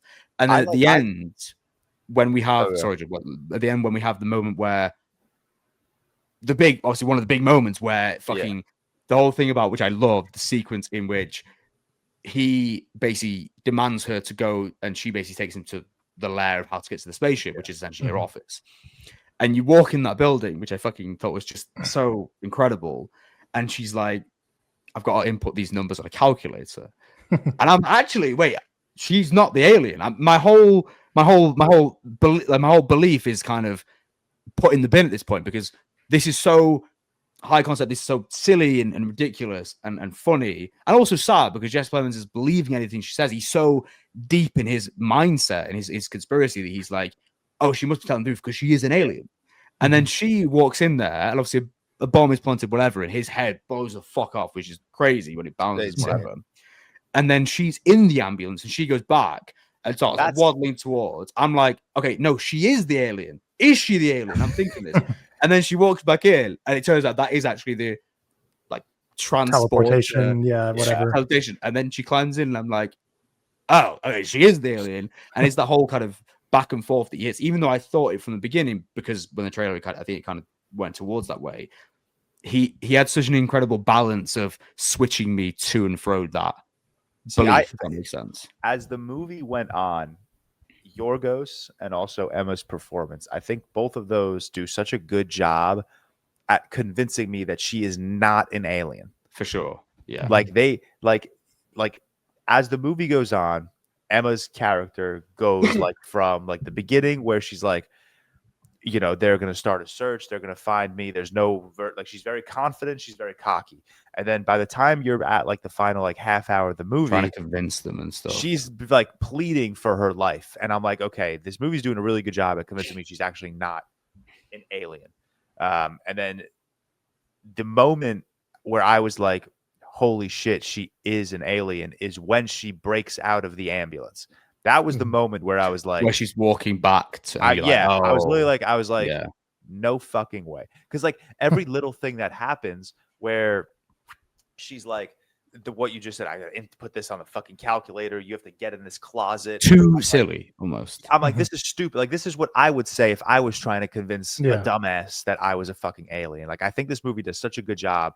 Like, I truly, and maybe I'm just dumb, but I truly had no inkling that she actually was an alien until she starts running from the ambulance. And I'm like, oh my God, she's actually an alien. That's interesting, because I mean, again, I'm kind of glad, because I think that would have. Again, I just think Emma does such a good job. Like they even do a good job. Like when Jesse Plemons, like the scene where he goes to his mom and like injects the thing, like when he's doing that. And Emma, crazy. That's and crazy, Emma, by the way. Yeah. And while he's doing that, Emma is like trying to break out. She's trying to search the house. She's like looking at the newspaper clippings, like these like little things that she's doing. It's like she's not an alien. Like this movie has really convinced me that she's not this. Like this truly is just a conspiracy crazed man who thinks the CEO of a tech company is an alien. And it was again, so Emma's performance is so good that it had me convinced like, no, she can't be. She cannot be the alien. Because I think, like, as well, just to go off that point, when we see like this scene you were talking about with his mom, where what does he fight? Is it like what is it again? Like bleach or some shit? I can't remember. Antifreeze. It's like insane, by the way. And at that point, we're like, okay, this guy will literally believe anything, because he is in such a mental state because of what's happened. He will believe anything. He's in such a moment where this is his belief system. This is what's been passed down to him. This is what he believes. And she will tell him anything, and he'll be like, okay, I'll do it. Where it's so obvious to us watching as viewers that we're like, okay, no, she is just trying to get out of this by any means. And I think that almost goes into like Aidan Delbus and Jess Plemons as characters. They have a moral compass. They're not just like savages for the sake of it. They are like mentally ill to, at this point because of this. And Jess Plemons obviously passed so much onto this to Aidan Delbus's character, which obviously we see the scene with him, which is kind of one of the big moments as well. And I also, by the way, sorry, tangent. I love the bees and the inclusion of them in terms of the environmental factors. And opposing that of Emma Stone's company. But you are right. Like Emma Stone does such a good job of going from full panic stations. These guys are gonna kill me. What the fuck is going on? To understanding kind of more as to why he feels this way and having that conversation. To then coming up with conjuring these incredibly, to our eyes, silly ideas like the calculator or the mum sequence with the antifreeze, where we're thinking, okay, this is ridiculous and this is trying to get out of it by any means, and he'll believe that because he's so radicalized by this thought. to the bomb sequence, which is, and the movie does such a good job at literally being like, okay, if I were in Emma Stone's position, everything she does, I would also be doing. Like, I'd also be telling this psycho man, like, yeah, antifreeze is the cure. Because you'd go from like that, bro, don't kill me. You know, I want to get out of here. I'd be trying everything. I'd be trying everything. Yeah, I was fucking geeking at the end when she gets to her like alien family, and they're like, why didn't you contact us? And she was like, they cut my hair off. Yeah. Do you know what really made me laugh as well? You know, sorry, I feel like I've been talking too much. No, you're good. Do you know when they kind of, I can't remember how it gets to this point because it has been like 3 weeks since I watched it. But when they kind of believe she's like the queen mother or whatever, and they let her like sit at the table and start like referring to her as like the queen and like royalty, it's like, okay, these guys are in this fictional world. Yeah, they have conjured such a scenario in their head, especially Jesse Plemons, of course. I was like, this is insane. And they're like attaches to the floor, but she's like trapped by a queen, like a queen, just completely insane. And what I also think, last thing I'll say, is really, really sad, and what I think he works in really, really well, because not only do we have this guy who is completely burdened by trauma as to what has happened to his mom, we also have that side plot of what happened to him, the babysitter. When the cop came in and Stavros, like, it was like the second or third time you see him, because you see him for the first time when he pulls him over on the bike and he's like, you know, how you doing? He's very like, he seems guilty, doesn't he? He's very overly empathetic. It's guilt in a way where I thought initially that like they were just really good friends that separated. Same. Because I had like that awkward kind of. Yeah, it was like very like, okay, these are just two friends, potentially brothers, whatever, that just haven't talked to each other in a while. And then Stavros, the cop, comes to the house. And he starts talking, and he's like, you know, like I didn't do it with anyone else, you know. It was just I'm really sorry, boy. Yeah, I'm really sorry. It was like a weird moment in my life, and in my head, I'm like, what? Like, what's the point of this? And then as the movie went along, I'm like, oh, like this is to show like this man's fucked up. Like he's had like not only things have happened to his mother, but like things are happening to him that are like absolutely making him lose his mind. Mm-hmm. Yeah, I think this movie is just so brilliantly bookends.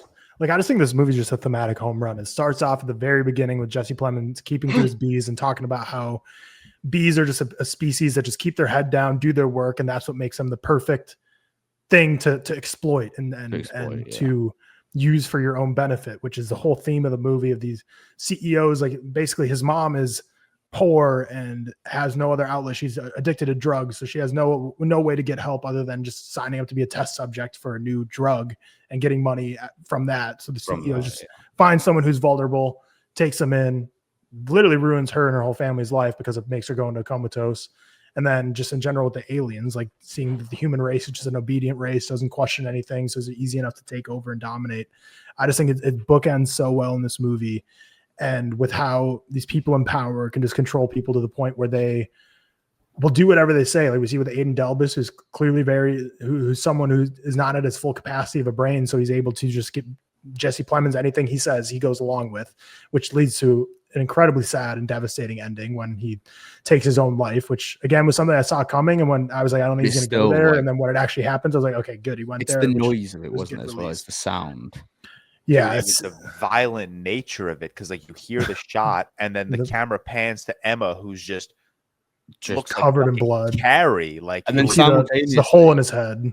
And simultaneously at this point, the score's kicking off, and we have the sequence with the bees and the ex-babysitter, the police guy, where he's like fucking beating his head in with a spade, whatever it was. And we have this kind of collided. This is obviously the moment of real like shock. It's the Yorgos moment, I guess, when we have these kind of colliding acts of violence that are happening simultaneously, and the score is kind of there and the noise from both, and it is real like that huge moment that means so much thematically to the film, especially with what happens, like Tyler said, to Aiden Delbus's character. Really is kind of in a like nomad's land, like in his mind essentially, and like George was saying, kind of the reflection on when camera comes back to Emma Stone's character and she's just there, even though you expect it, like Tyler said, it's such a fucking the noise, the anguish of it and the sadness. It's actually like crazy, and it was really, really impacting. And again, like I said with the ending, even though I thought that might be the case, even though it threw me back and forth. Do you guys it was think still one of them was going to take their lives? No, I knew it would happen in that moment, though. Yeah, just in that. I didn't think it was building up. Just I didn't think just in when that he started moment, talking about like take me with you, like I want to be free. Like I was like, oh, that's like he's about to not end his like life. the whole time, just that moment. That's okay. In the moment, yes, but like I didn't think any. No, leading up to that, no, I didn't. No. But yeah, I think this movie, because neither of the characters, like, because I'm talking Jesse Plemons versus Emma Stone, they're both terrible people in their own respects. Like Jesse Plemons, someone who's been completely troubled by his family life, by this company who's taken his own mother, by the assault that he had to endure as a kid, has led him down this path of going crazy. But I mean, he's not like a sympathetic character or empathetic character in the fact that like when Emma Stone's trying to escape and you see that whole, like he's a serial killer. Like he's killed probably like a dozen people. It showed like at least like that room was just full of bodies and experiments and stuff. Jesus. Yeah. So it's not like he's a completely a person that you're going to be fully in their corner either. And at the same time, he completely ruined the life of Aiden Delbus because it makes you almost it allows you to have empathy for him as a person, because you see kind of the trauma and what's happened to him, that it really collides you with, okay, this guy's there, like a serial killer. He's a serial killer. That's and also serial killer. It's even Jesse Plemons. Like even when he's playing a fucking psychopath, like he's so fucking like charming in this role and like this weird like trauma stricken like God. Yeah, it's like I want to like don't ever leave the screen. Like I want to watch you and your performance. Like that's how good it is, and it like makes you forget that like this is a literal serial killer. Yeah, and he completely took advantage of his intellectually disabled cousin and ruined his life as a result of it, made him get involved in everything. And the only reason is purely because his cousin didn't understand everything that's going on with him. He only recruited him because he knew he wasn't going to be able to convince any quote unquote, like person in society, like a normal person in society, to be part of his cause. He's like, I'm going to have to take advantage of someone who doesn't know any better. So he's not a great person. And obviously Emma Stone doesn't like the whole scene of them just being like, yeah, we basically killed your mom, but like, don't worry, we'll pay for like her medical bills, like keep her alive. And it's like, well, if you're going to keep my mom on a ventilator, like just like to be like breathing, but not even living, like, sure, I guess you're taking care of the bill. Thank you. But like what, she's in a bed, not functioning. And that's my she's mom. not a person of that stage. And clearly just there, and you from her board meetings and every conversation she has, like all she cares about is just like increasing profits. She doesn't care, but like the whole diversity conversation, like you can tell she doesn't give a shit about anything other than just like building her empire out. And so neither of them are like people you want to be empathetic towards, but seeing them in this battle of wits, these two people who in their own respects have done just awful things, trying to see who's telling the truth, who's going to come out on top.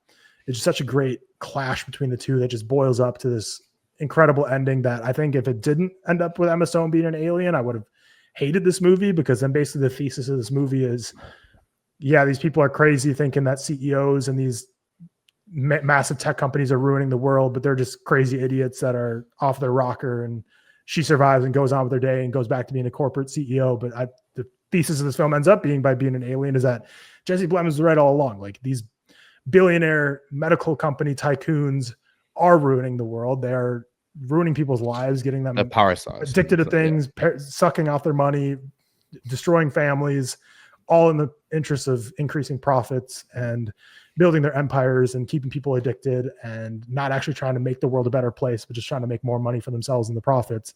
And that's ultimately what the thesis ends up being. Like Jesse Plemons was right about basically everything. He knew she was an Andromedon. He knew about the hair. He knew about the that she was like a queen or whatever. Like everything he was doing, like crazy enough, like he knew exactly what it was, and she really was sent here to destroy the human race. And then it just really set down, or everything just comes together perfectly with the final shot of the film being everyone on the planet being completely dead, and you see the bees come back and animals thriving and the flowers blooming, and just how much of the planet's been being destroyed by everyone's existence that no one really notices until everyone's gone. And I just thought it was a brilliant film, just starting from the very beginning with how bees are easy to manipulate and control, all the way to the end with the aliens being the ones that are treating the Earth as their own hive of bees. Because it kind of goes like run higher in experiments on. scope, doesn't it? When you got Emma Stone's character, who is the parasite in terms of sucking the life out of people of lower class and people who need help. And then I agree with what you said. I think if she wasn't an alien, it wouldn't come together all well, because it goes higher and higher in scope in terms of the aliens using Earth, and then could go even higher than that. So I completely agree. And even though, like I said, at points I was expecting that to happen, I think that made the film so much better in terms of being that ending, and that ending was so like poignant to me in terms of just those shots of just the essentially like completely dead people in those different settings, but nature kind of blooming and environment blooming.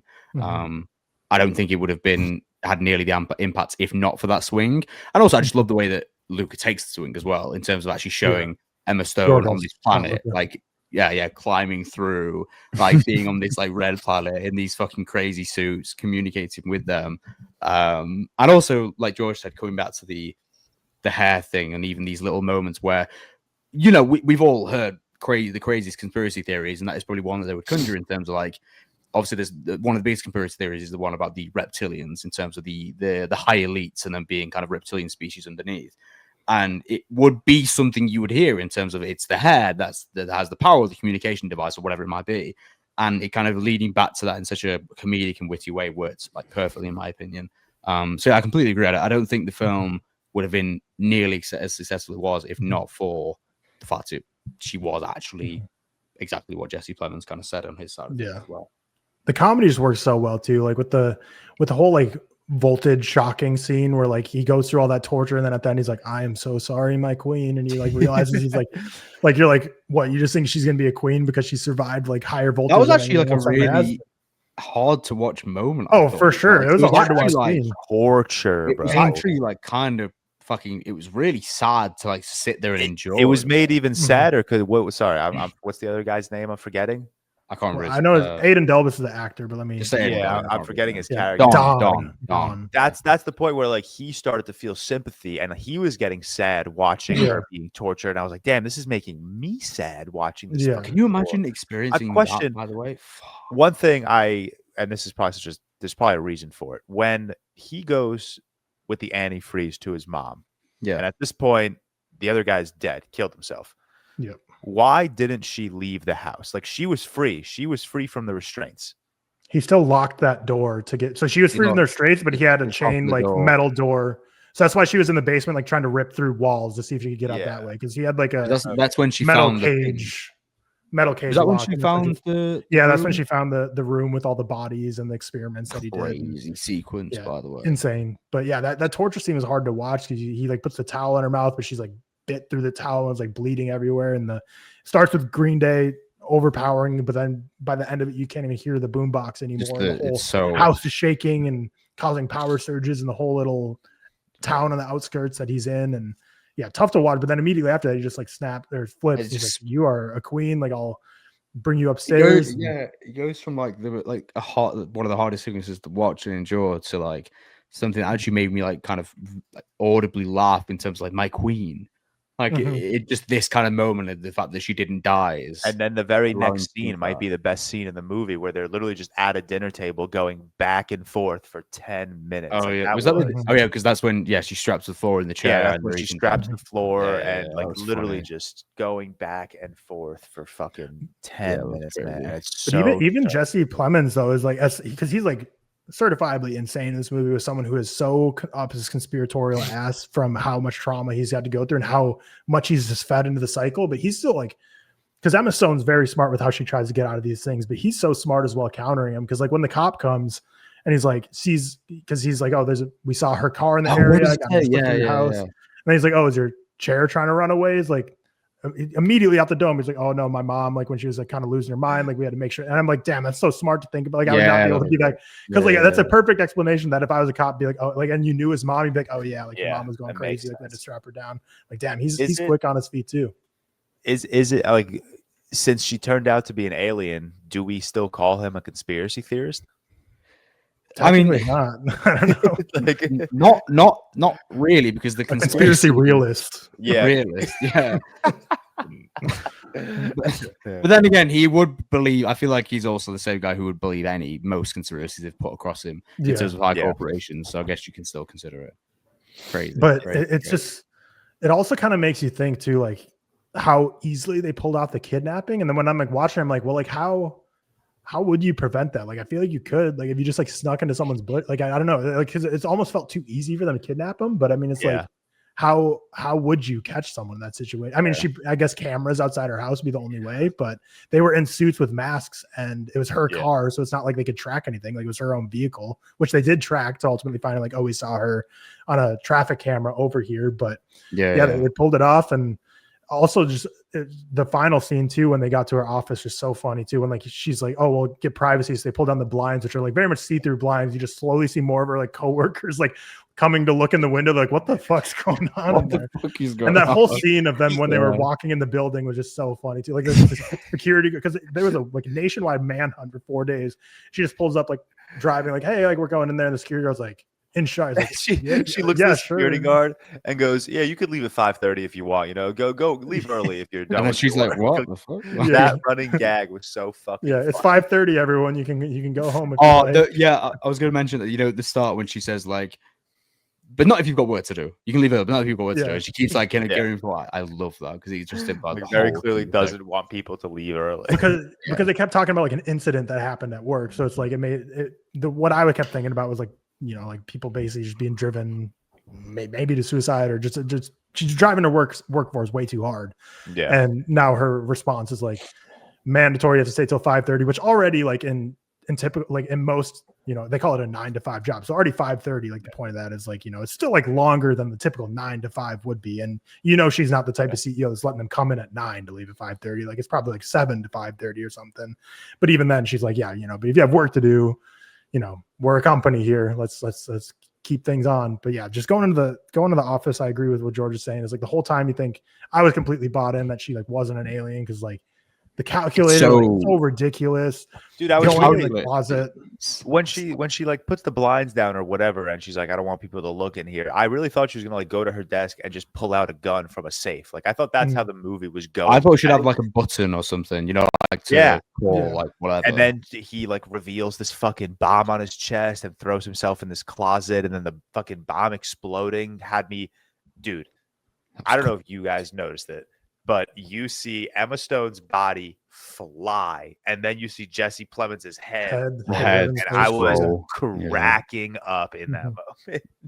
Yeah, because it's interesting too, because you're like, well, why did the bomb explode? Like, did he just explode it, or was it a teleportation device that like made it explode? But then when they get in the ambulance, the way they explain it is like, oh, it's the friction of his body set up the bomb. So it's like the whole movie, but especially the third act it just kept getting more and more to where like, is she an alien? Then you're like, oh, she actually might be. And then it would just quickly explain it away. So it's like, by the end of the movie, you're so much like, what do I actually believe? And then when she gets out of that vehicle and just starts running back to her, I was like, no fucking way. And she gets in that, because at first too, I mean, I was probably just too stupid, but even then I thought it was just, she had something that was like incriminating evidence in her office. She didn't want the police going through. So I thought she was just like running back to like grab something, like grab her phone or whatever. Like I didn't realize like she was going to teleport up. And at that point I was like, okay, this is insane. And then you have a very Harkonnen Dune moment where she like rises from the vat of goo, and a movie that's so like grungy, dirty in a house versus like this dirty house versus her pristine mansion and the pristine CEO office. Like it's very different aesthetics. And then all of a sudden you get this brand new aesthetic of this sci-fi world of wildness with this new language. And it's just, so much is accomplished here that like, that's why this movie feels like so small at times, where like 70% of this movie is in one small rural house. And that's all you see is the upstairs and the downstairs, but still this movie has so much in it. And it's just like Yorgos operating on all cylinders here. I feel like he has the fantastical elements at the end of his sci-fi backgrounds, but most of this movie is just an actor's showcase of Plemons versus Stone. Like this movie just has it all for me. And I think, again, it's just the thematic arc from the bees being controlled all the way to the end where the world is wiped away and the animals and wildlife are thriving again. I just think it hits perfectly. And it's a very timely film as well, with the billionaire gap in not just America, the world just growing more and more. Like the distance between the top 1% and the rest of the 99% is growing exponentially every year. And yeah, they can just prey on people. And perfect example, like in this movie, of just, you know, you like legitimately have no money. What's the only thing you do? Well, I'm just going to try out these drugs I've never heard of just to get money to feed my kids. And that's a very real reality people have to live in. And it's a very real rage that Jesse Plemons feels as someone who feels like he's been taken advantage of and cheated on. And that whole black and white sequence where it's like him as a kid with just being talked to by Emma Stone and the company, and just how apologetic, but you could tell he didn't give a shit. Like the whole time they're talking to this kid like that, whose whole life and rest of his future has completely been ruined by the fact that he doesn't have a father. His mother is now going to be comatose in a bed for the rest of her life. And he's like, I don't know, what was he in that flashback? It's supposed to be like 13, 12, maybe. He had to completely live the rest of his life himself, which then led to him having a babysitter that sexually assaults him. Like his whole life is completely ruined by this company who basically sold them the life of a dream, where they're like, we're going to pay you this money while also giving you this drug that's going to completely fix your mom from her. I think it was just like drug addiction or whatever it was trying to cure from her mom. Yeah. Just like, not only are you going to get money that's going to change your life, your mom's also going to no longer be an absent mother that led to you having this babysitter that traumatized you for life. Like everything's going to get so much better from this company, and it just makes things so much worse. And you just get so angry. I love the training scenes he was having with the high knees. Like, it's just like, where does he think of these things? Like, why is those exercises? He's like doing like reverse planks and high knees. Like why do you need to do this? Like kidnap a CEO? It's just funny, man. And Jesse Plemons is just, we can't talk enough about how fantastic he is. He's always been a fantastic character actor, but now he's really coming into his own, being the lead in this. He wasn't the lead in The Power of the Dog, but that showed a dramatic side of him and more of a fuller performance than we've normally seen. Yeah. But I mean, yeah, he always has, I can't remember which one he said it, where it's like he can play such a crazy character, but he always has like charisma and empathy towards him. Like in Game Night, you can tell he's like a very insane person, but like you have that empathy towards him. And then in like, even in Breaking Bad, like when he's like an awful person as Todd, you're still like, man, this guy's like innocent 18-year-old that's gotten looped into this white supremacist group that you can tell was kind of taken advantage of. And he's like, does terrible things, but like, you're also like, I don't know, like there's an innocence there that you don't feel like is fully like him operating on this. And he just comes across with that so well. And there's not a moment in this movie that I thought was wasted with the performances. And Emma Stone, like another thing I was going to say too, like, and I was talking with Eli about this after the movie. I was like, shout out to her for committing to the role, but like, I don't think she had to actually shave her head off for that movie. It's not going to be that success. Like Timothée Chalamet for Dune 3, that's going to be a massive movie. Makes sense. Go for it. Shave your head. But like, I think she could have got away with this movie with like a bald cap. Because this is a movie that's going to make like what, $20 million maybe at the box office max. And maybe she wanted to commit to try and get that third Oscar, at least an Oscar nomination. But I don't think she had to shave her head for this. Interestingly, this like you were saying that a lot of it's quite, like we were all saying, quite localized, quite low in scope. It's actually the highest budget Yorgos film by 20 million. Wow, so it had a 55 million Poor budget. Things? Poor Things, it's 20. So Poor Things had 35 million USD budget, and this had 55. It's higher by 20. You wouldn't expect that, would you, in terms of like the grandiose design of Poor Things? Right, like for example, The Favorite, which I thought would be, up there, 15 million. So it's the highest by like a good amount. So I'm hoping, they'll be hoping some sort of return. I have no idea what the box office numbers are like with this. I wouldn't imagine particularly high. I mean, it's Saturday of opening weekend, so there's not going to be any numbers out yet, but I don't know. I mean, I think it might, like, they marketed this a lot heavier than I feel like previous Yorgos films were, and I feel like the release date easier to market as well, isn't it? Yeah, I think the trailer worked, and having the basket case Green Day needle drop, but also like a lot of movies that are awards players come out in November, whereas we, like, I mean, even ReelTok this month, we've kind of been like, all right, what are the releases? We're like, do we really want to talk about that? Whereas like, this is like the only Halloween release really. So it's like, I could see it. And Emma Stone, maybe she has that draw, maybe she doesn't. But still, yeah, I think this movie, if it costs 55 million, I'll probably make like 40, 50 million. I don't think this could be a box office success, but I hope there's nominations here for it, because I think, I was going to say, I don't see this movie being like, I don't see it, but I hope there will be. Because I think I thought there would be, just because it's like Yorgos has that. If you think about previous acting roles in Yorgos films, a lot of, I think some technical stuff, but I don't know about acting. Yeah. Really? Emma Stone might be just because her name, but I was convinced in my head that Emma Stone would get a nomination. Just it's Yorgos and B, it's Emma Stone. They're both in my top 5 of the year. I don't know, but they probably are for me. I don't. I'm gonna try to look up some this one being like the next Yorgos project. It's just because it's Yorgos for me, and it's like 10 nominations the way Poor Things did, or true, but it's like actress the way Because it's like designed a lot of David it to. It's designed as like an actor showcase. It's not designed as that. Yeah. It's more than that. But like in terms of those two specifically, and with it being Yorgos, who historically has done quite well in terms of nominations from his film, especially acting, I was just in my head. I was like, oh, she's for sure going to get. But then, so on DraftKings right now, you can bet on. I'm not sponsored by them, obviously, and gamble responsibly. But you can bet. No, actually, don't gamble at all, Tyler. Well, yeah, whatever. But you can bet on Oscars. So like. Is this the official ranking? No, but like, if you will, Vegas always knows type thing. So Bugonia right now, 1, 2, 3, 4, 5, 6, 7, 8 is the 9th best odds for best picture. It's tied with Avatar Fire and Ash, the 9th. So that would be in the top 10 for Oscars Avatar play. Fire and Ash, I don't understand. For actor, 1, 2, 3, 4, 5, 6. Jesse Plemons is 6th in the odds. So that's one away from being one of the nominees. For actress, Emma Stone is also 6th. So one right outside the nominees. So looks like picture would be in, actor and actress are one away. Yorgos is 6th for director. So it looks like this is like very much in terms of the odds makers are like, this is close to be an awards player, but we don't really know if it's going to be or not. Sure. Yeah. Okay. Interesting. Oh yeah. I forgot this year is the first year of the ensemble cast Oscar. Best cast. Oh, is that this year? Yeah. That is what's out of interest? What's number 1 for that right now? I mean, one battle. Sinners.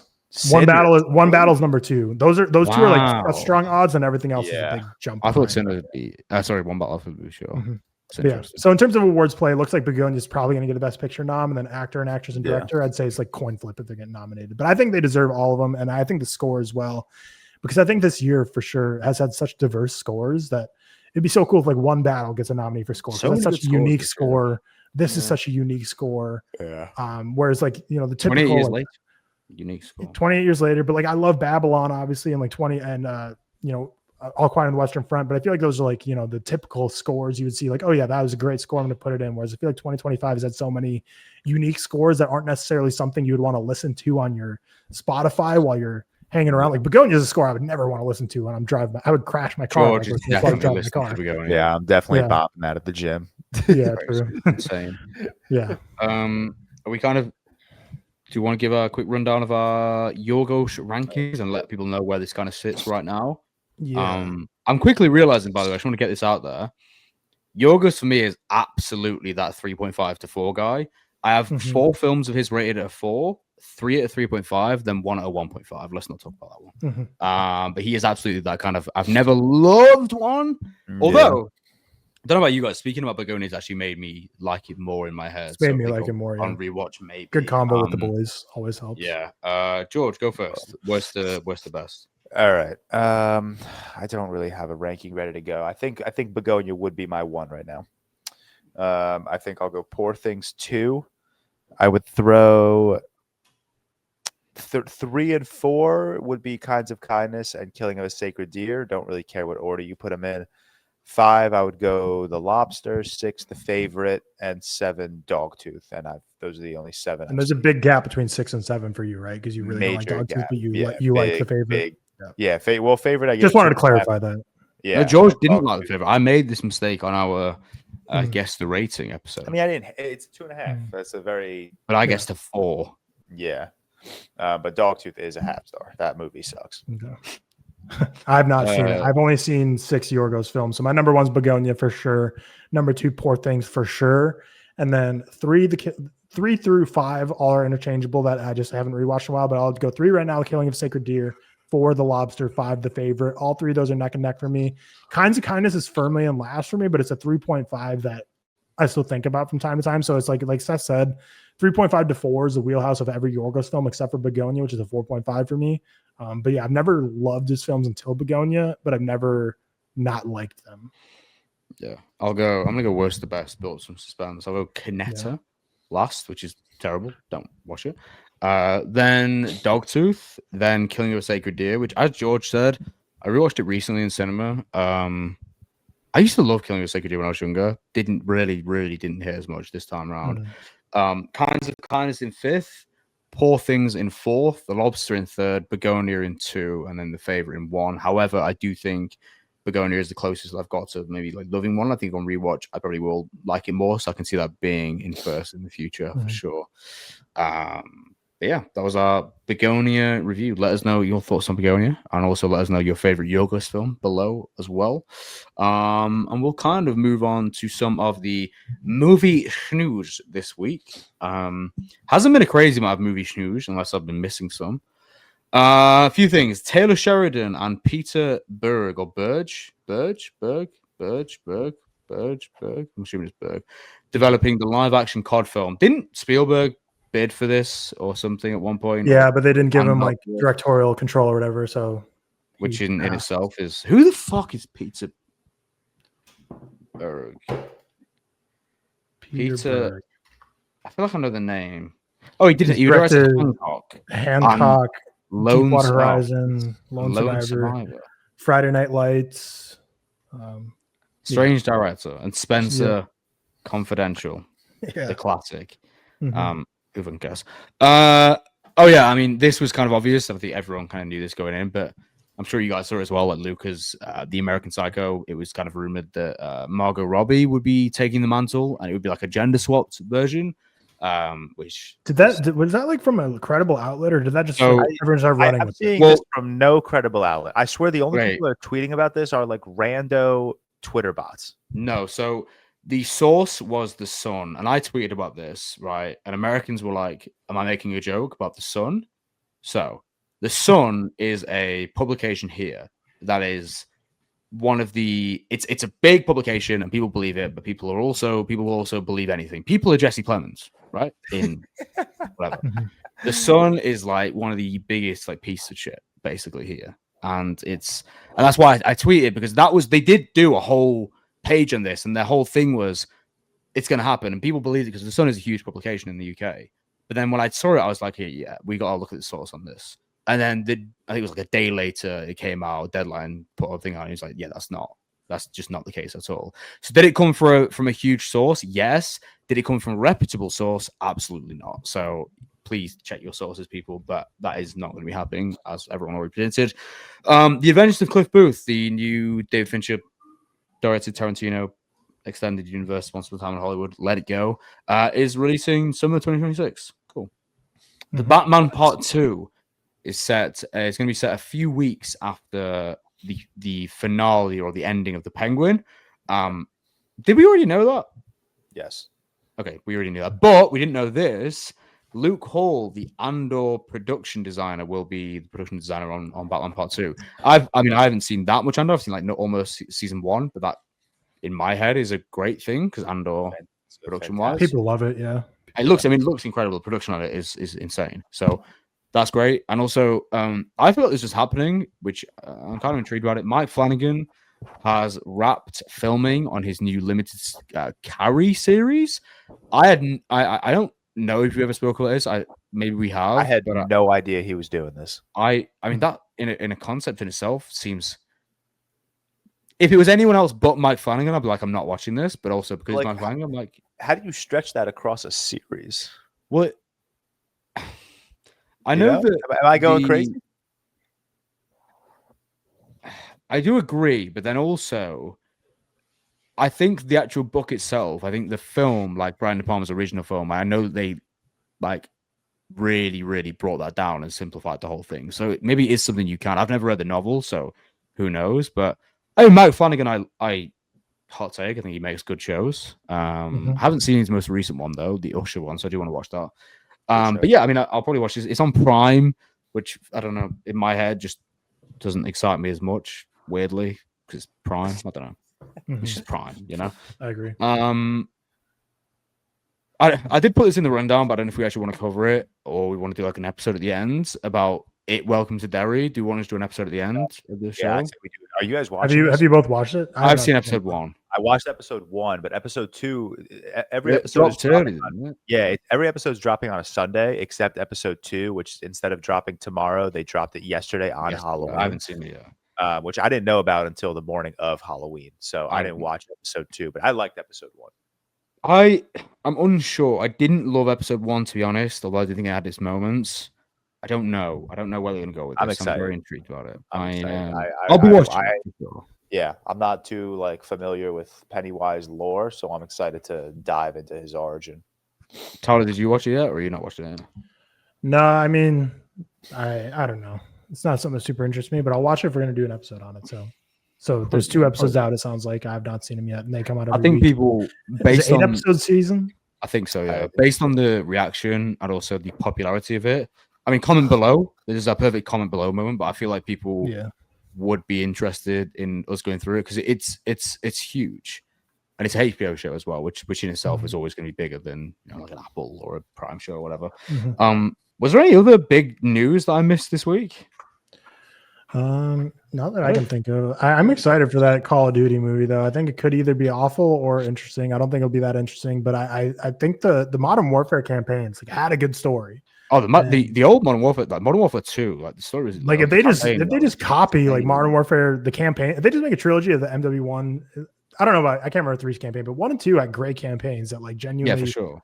You could just rip that story, make it. I mean, the Black Ops storylines too had fascinating campaigns too, but I feel like they're going to go more the modern route because Black Ops is what was that like Vietnam War or Korean War, and also it's a game adaptation. Cold War. It's a game adaptation. Game adaptation, which never work out that great. But if it was Spielberg, I'd be like, oh, you know, but I don't know. It's one. Speaking of game adaptations, I'm really excited for Fallout Season 2. We're like a month away from that. Love that's season like 1. Honestly, that's the only. I still need to watch season. The amount of people that DM me saying, "Have you watched Fallout?" is unreal. It's really good. Like I think Tyler, I think we covered it, or like roughly. I really. I swear, more people have asked me to watch Fallout than people that have asked me to watch like Barry Lyndon. People talk about this season of television like it's the greatest thing in the world. No, I think you're setting yourself up for failure there. But it's a good. It is good. No, it's good. Like I think even if you like know anything about Fallout or don't, it's good. Like it works as a game adaptation, and I think that's the most difficult thing is it's translating the feel of it, and I think it does really well. And as out of interest, Tyler, has Riley watched it? Yeah, she's obsessed with Fallout. She loves it. So she watched it before. So she never played a Fallout game before. So she watched the show, played the games. Let's see. She went. So she started with Fallout 4. She started with Fallout 4, which I think she would still consider her favorite Fallout. She finished that. Loved Fallout 4. Then she went to New Vegas. Is it? Yeah. Then she did Fallout 76, and then she just finished Fallout 3. So those are the only ones she's played. I don't think Fallout 1 and Fallout 2 you can really play unless I get like an older system to play it on, because the Fallout 3 and on you can play. Yeah, you have to get the previous 2 gens. And she doesn't love like the old graphics anyways. Like even Fallout 3 New Vegas is pushing it, so I don't think she would really like Fallout 1 and 2 anyways. But everything else, 3, 4, 76, and New Vegas, she's played them all. I think she would rank them 4 is the best, then probably New Vegas, then probably 76, and probably 3 is last. 3. She was pissed with 3 because she like finished the game, because like in every other game, in most RPG games, you can finish the game, and then even once you finish, you can go back and do the side quests like after. But like Fallout 3, I guess, just like ended the game for her. Some games are like that, where you'll finish that you don't realize you'll finish a mission, and then that's it. You can't actually return. And she was also super pissed off about her dog companion in Fallout 3 died like right away, and you can't get him back. Like in the other games, you can like either go back or get him backwards. And that one, she's like, she was so mad. She's like, I had the dog for like 2 minutes, and then it died. And now it's just like the rest of the game, I have no dogs. She was Fallout 3 was one that pissed. I used to before. I didn't kill it one in a while, but like I said, the show I think translated really well. I think that was like the Call of Duty one.